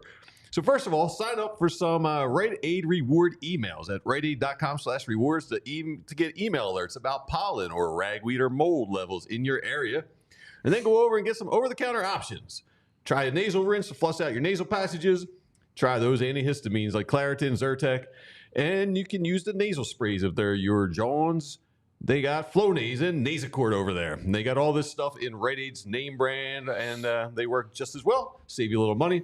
Still not enough relief? Ask a Rite Aid pharmacist if there's a different type of allergy medication like a decongestant. You can always ask your Rite Aid pharmacist for recommendations on ways to get relief during allergy season. All right, buddy. Let's talk about the Parks Casino, Street Road, Ben Salem, Mecca of entertainment. That's right. Smoke-free. The air quality, we're talking about it. It's tremendous. I'm still feeling good from there. We'll be there tomorrow, Andrew and I. No, we will. Doing our Cousin's Corner with the brain. The Excite Center of Parks, one of the many things that we love about it. Parks Casino, this is how you win. Pennsylvania's #1 casino, Red Street Road exit off of 95 in the PA Turnpike. You got the beer garden, the steakhouse, the noodle house. The noodle house rules. Sports book, the poker room, man. They have it all. The Excite Center, though, state-of-the-art entertainment venue inside.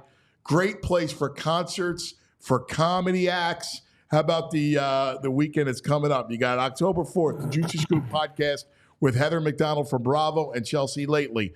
October 5th, comedian Kev Herrera. October 4th, TLC. Yeah, November 1st, Invincible, tribute to Michael Jackson. November 16th, Bret Michaels. Yeah. That's VG's man, of course. November 23rd, comedian Steve Trevino. December 6th, the Queen, Patti LaBelle. You got a new attitude from Beverly Hills Cop? You got a new attitude. ParksCasino.com to buy tickets for all shows. Got to be 21. If you have a gambling problem, please call 1-800-GAMBLER.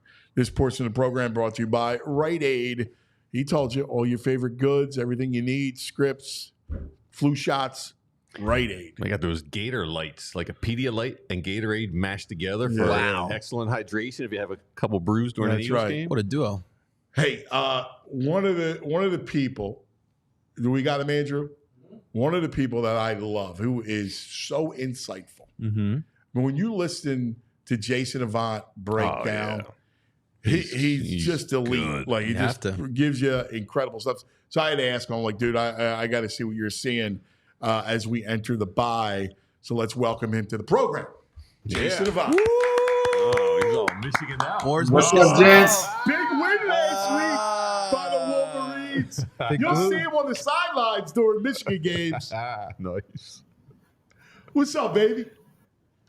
I am excited to see you guys, man. Not too excited about our Birds, but I'm happy about Michigan and seeing if they can turn something around. We need a little bit better quarterback play, but once we get there, we should be rocking and rolling. Yeah, everything else seems in place for him, right? It's just, it's just that QB. He's growing and developing. I believe that he can get there. Yeah, I hear you. Yeah. So let's talk about this. Man, everybody's taking shots, right? There's Belichick talking about him. Rex Ryan is talking about it. Colin Cowherd is talking about it. Like everybody is deluge on the Birds. What's it like in there right now? Like, you've been in the locker room for a million years. You've been through ups and downs, these kinds of things. What's happening right now with them? There's going to be some dysfunction. There's going to be some finger pointing. You're at the point in time where, the players are, going to be questioning coaching. There's a bunch of things, and that's what happens. And all of it is good because it causes you to come up with a solution. You just have to be willing to stick with the process and realize that there's always, a 3-4 play difference of wins and losses.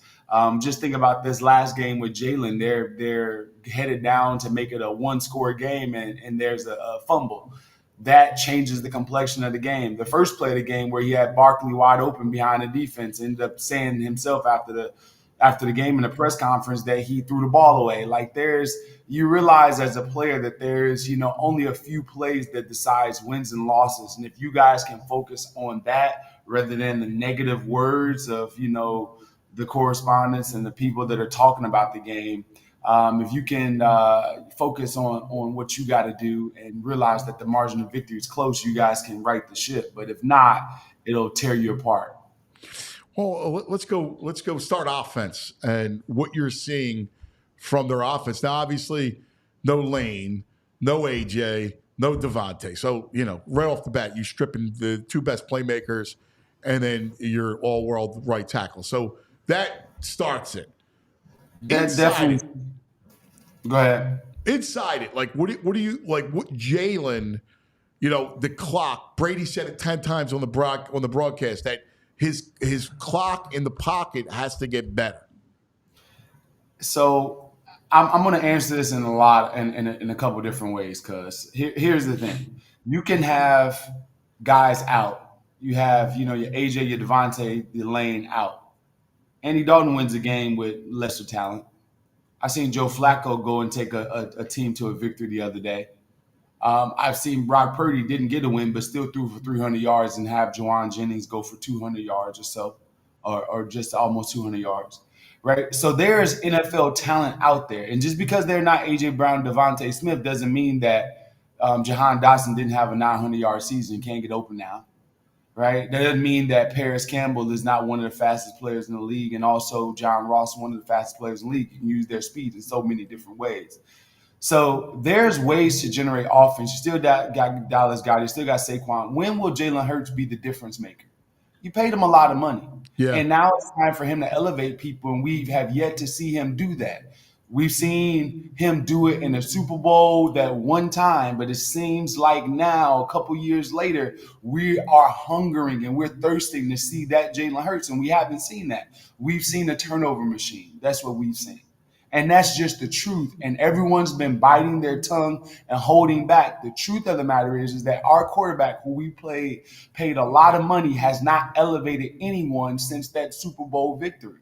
And we want to see that player back. And that's just the truth of the matter. When you hear Tom Brady talk about, and this is the thing that kind of, we know that he's the greatest of all time and all of that.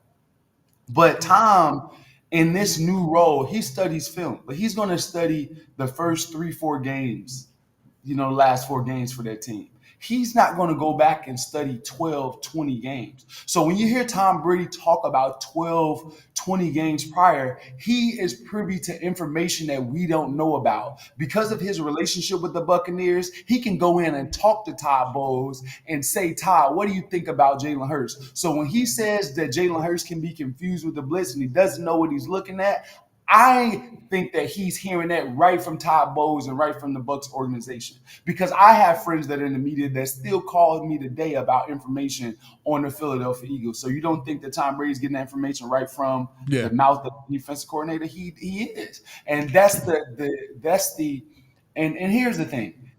What do you think Jalen Hurts' value is outside of the Eagles at this moment in time?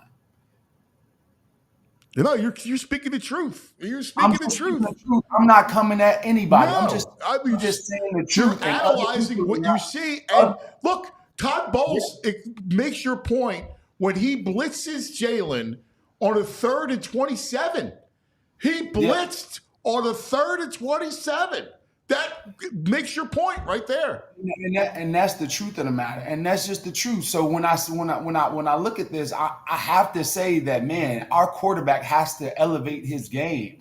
He has to get to the point where people are afraid of him.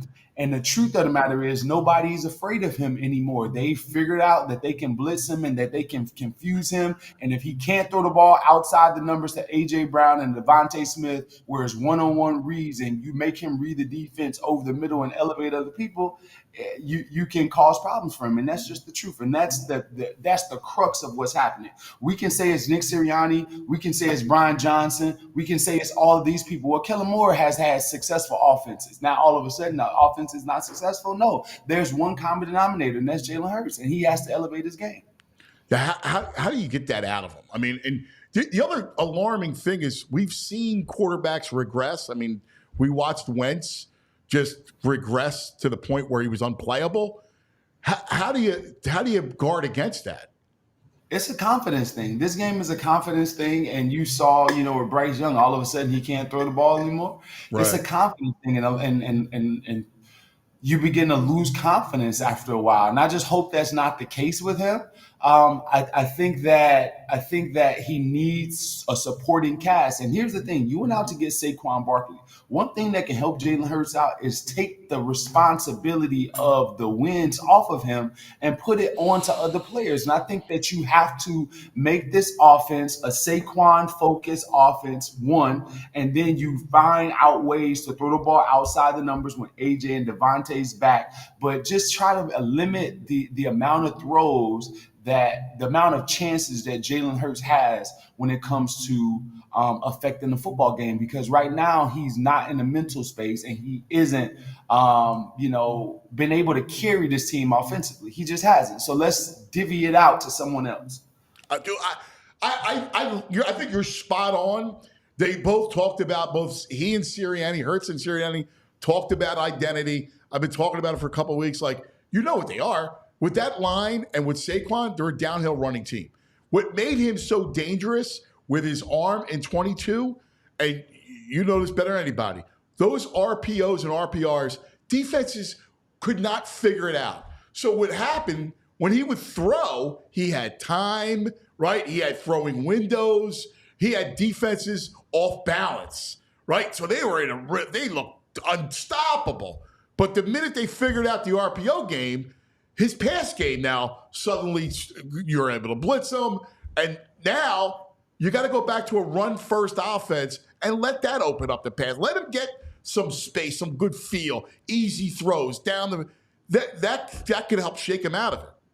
Yeah, yes, because now linebackers are able to come up and now you can get behind them. But if you have to start it there. You can't be in a situation where you're down 24-0 and now you're just expecting Jalen to go out there and be Tom Brady or be a pure passer. And he isn't that right now. He needs assistance. And that's okay, but we have to live with the fact that that's where we are. We cannot just close our eyes and say, okay, we paid this money and we're going to make him something that he isn't. And yes, he's had success, but the league catches up and the league has caught up. Yeah. And now we're at the point where we're still trying to, force this, square hole. We can't do it. What would you do? Just would you go downhill and let's go from the beginning? Like I said, I think that the basis of this system is to run the ball. Yeah. And if that's running it more times than you anticipate, if you're going to be a 55-60% of the time run team, then do that and make it so where you're getting clean throwing lanes, where it's more of a play action offense, like what the Ravens have. Yeah. And if that's the case, we do that. Yeah, I would. How about all the talk now? Obviously, the noise about Sirianni, and they weren't prepared. Obviously, players bear responsibility, but also the coaching staff. Like, is this the coaching staff that can turn this thing around? How many coaching staff changes will you have? So I think that Vic Fangio has had history. Do I think that we've missed on some players? Yeah. Like defensively, that's what you like. We look at the Chiefs and their wins and how they've been able to overcome Tyrann Mathieu and how they've been able to overcome losing left tackle and losing a center in Mitch Morris and losing Tyreek Hill, and all of these guys, they hit on defense. They hit on Karlaftis. They hit on Bolton. They hit on McDuffie. They hit on multiple guys on defense. And the truth of the matter is, besides Jalen Carter, we've missed on defense. And they also have, and I know that situation well with Spags, and he's also a great coach, and he'll help. Well, he's an aggressive coach. Well, no, I'm saying working with young players, right? And getting him in his system. Like, he's a good teacher as well. And I look at Carter and we know Davis. Are they being taught? Like, that's the other thing too. Now, Davis is an issue, like we see it, but are they being coached up? Well, do I think that I don't think that you can be in this league that long and not. Yeah. And he's had some really good defenses. Yeah. But here's the thing: when his defenses are great, he has great defenses where his 4-man front can dominate. When you have an Alden Smith, when you have a guy that can get back there and destroy the pocket, right? And you have defensive Von Miller, you have the Von Millers, you have it's great in those situations, right? But when you don't have that now, so what I'm saying is that this defensive coordinator, the style that he wants to play, you need dominant players at those positions, and I don't think that they have that. And I think that Howie has to make a move in order to package up some of the guys that he has in order to make a trade, because the level of defensive end play that we have, Brandon Graham is our best defensive end right now. He's 36 years old. I'm completely with you. Like, you got to figure out. Now, Baldy was looking at Huff in the 4-point stance. All of his sacks in New York came out of 4-point stance. All of his pressures came out of 4-point stance. And in this system where he's playing in a 2-point stance because he's an outside linebacker, it doesn't suit him. Baldy thinks put him back in any kind of pass situation, try him in that 4-point stance and see if you can get anything out of him. Hold on, wait 1 second. You standing up and you being down, determining if you can generate 3 tackles in a season is crazy.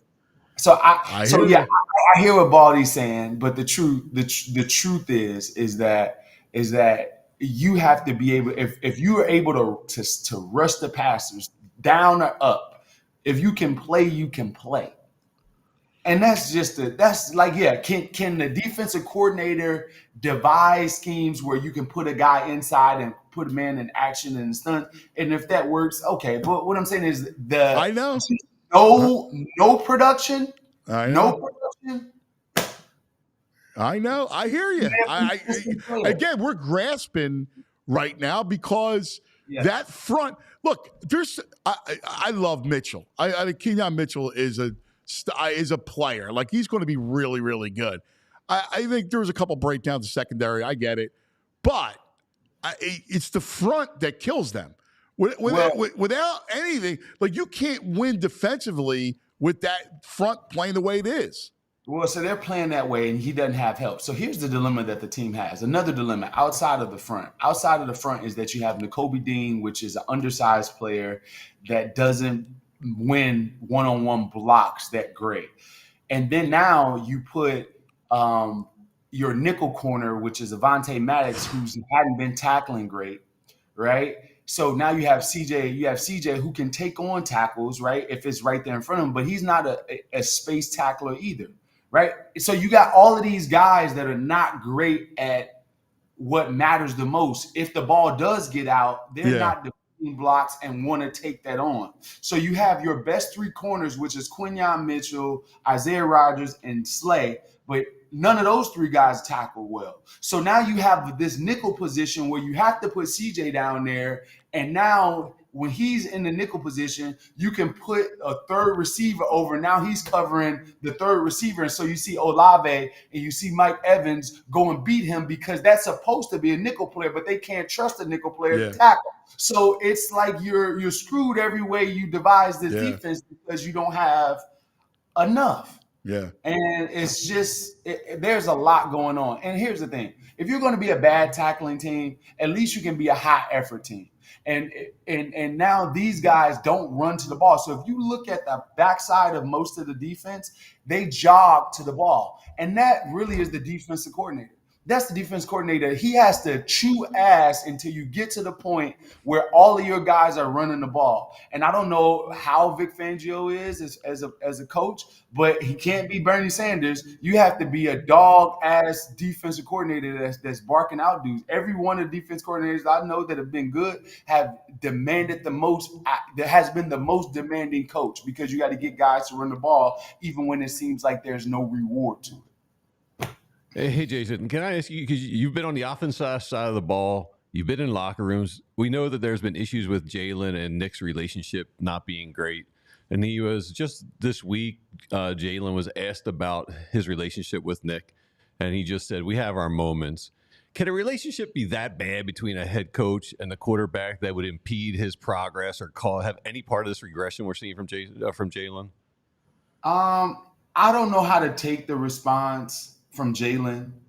I watched the entire thing, and there's so much ambiguity there. There's so much speculation. We can interpret that as conflict. We can interpret it as, him trying to get out of the interview, whatever it may be.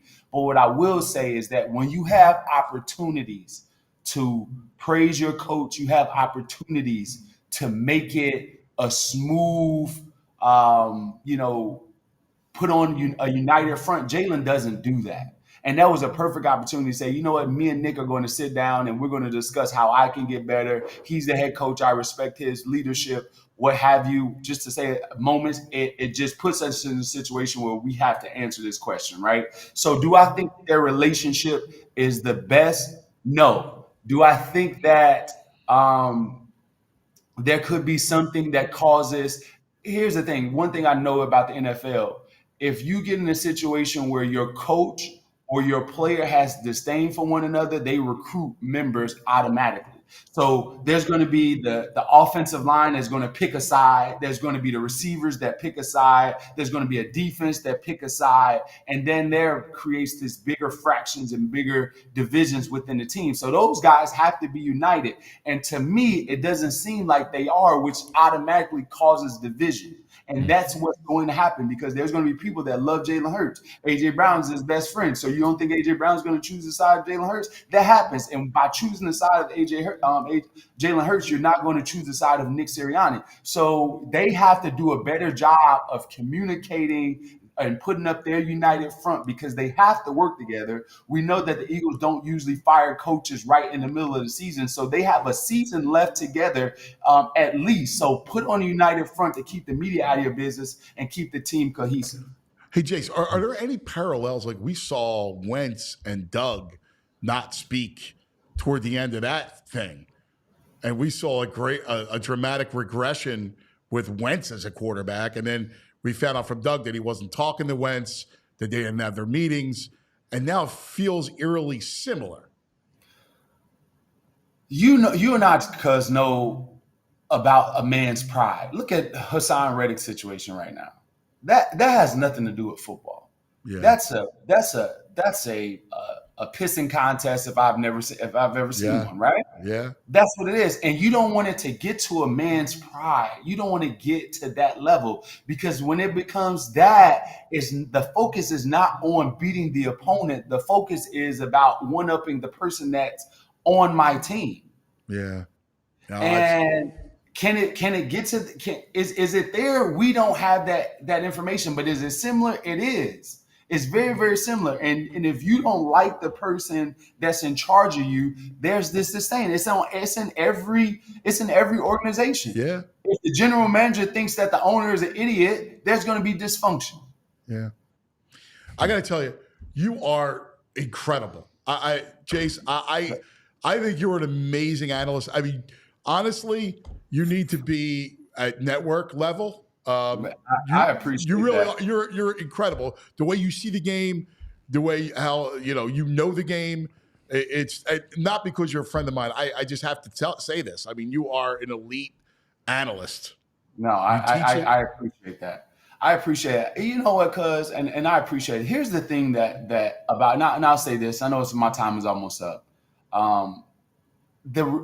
we're not learning from our mistakes.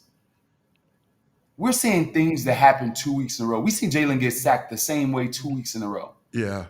We see CJ Gardner-Johnson get beat on the same route and the same situation 2 weeks in a row. It should be a red flag that the number one receiver is at number 3. Where do you think he's going? Right? So we're seeing veteran players make this, and that's a problem. And that's what worries me, because right now there's no attention to detail and there's no accountability. And it seems like we're content. Yep. And that feels like a coaching issue. I mean, it really does. Jay, I love you, man. You are tremendous. Like I said, just thank you. You're the best. I love when you come on. Thanks. Yeah, thanks everyone there. I appreciate it. The producers, everyone. You guys do a great job with your show. Thank you, guys. The great Jason Avant. I mean, he's amazing. I'm telling you, like I love the way he breaks it down. Yeah. I'm telling you, he's unbelievable. He's got a nice frankness about he delivers like he's real. He's like intelligent. Like he knows things. Like he should be either a coach or an analyst at the network level. He's that good. Yeah. Like he is tremendous. So we appreciate his time and his honesty. And that's what we want, is all we're looking for is honesty and frankness. Mm-hmm. And that's what he gives you. All right, listen, we had a busy day today, right? We lose a couple of big sports figures, Dikembe and Pete Rose. We got Uncle Frank on the line. I want to get Uncle Frank up here. I think Uncle Frank was selling me ice because he told me that he was going to call in, and he hasn't called in yet. So. Oh, okay, because I know we had some Pete Rose stories, so I did want to hear from him. But this big bow on the show today, like the Eagles will now start to kind of fade with the bye week coming up. And, you know, Lord knows we need the Phillies, right? Like, Lord knows Red October. We're now, like, Saturday's the game. We'll see. We'll get to live through the wild card. We'll see who it is. Like, all eyes are going to be on Mets Brewers tonight. Can't wait. I'm planning out my partying on Saturday, a little pregame action. Look at you, BJ. I cannot wait for this October, man. And, you know, listen, they look at Philly. They look at Philadelphia. And we got to bring it. We'll have a prime time back. My guess is we'll be at prime time because the MLB loves the shots at Citizens Bank Park. You got Uncle Frank? Let's get Uncle Frank up here. Hello, Uncle Frank. Hey, boys. What's you going look good, on? Buddy. Great Tell show. us about Pete Rose. Like, that's your generation, and I was a little boy. I have a personal story. So, you guys, Willie Mays finished his career with the Mets. I think it was 72. And there was a playoff game with the Mets and the Reds. And Rose, you know how he played, with reckless abandon. He goes head first in the second base. And Buddy Harrelson was a shortstop for the Mets. And he blows Buddy Harrelson right out. And it was just, the crowd was going nuts. I mean, they went to storm the field. Willie Mays had to run in from center field and just beg the crowd to relax. And it took all his effort for them not to just storm the field. And then, real quick, our middle daughter, Catherine, was in Vegas for a bachelorette party years back. And Pete Rose is signing autographs. And they happen to... Pete Rose at a bachelorette party never is good to start the story. Well, I was going to preface by saying it ends well, but he signed all the girls, their cars or his picture. and then, all right, Greg. And then he goes, hey, you guys want to go to dinner? You know, so, you know, never ending with that guy. What was it like, real quick, in Philadelphia? Like when, with Pete, like I just remember being a kid, and it was always like Charlie Hustle. He was, He was, it was like Moses, he was he was the last piece. And obviously you guys were talking about Boone dropping that ball. I mean, he when he played it first, he caught the final out. He slammed the ball on the turf, spike it, and run off. He was. It's a shame he was a creepo, but incredible. Well said, Uncle Frank. Well, I mean, You gotta keep it real. Yeah, you gotta keep. Is there a time for? I got a musical nug for. We actually don't have time, but we'll do it later in the week. All right. We love you, Uncle Frank. I wanted to squeeze you in. Thanks for getting me on. You got it. Diehards, we love you. All right. So you know that. Thanks for being a part of us here at PHLY. Everybody have a great day. We love you. We'll see you in the morning. We all silly like the mayor.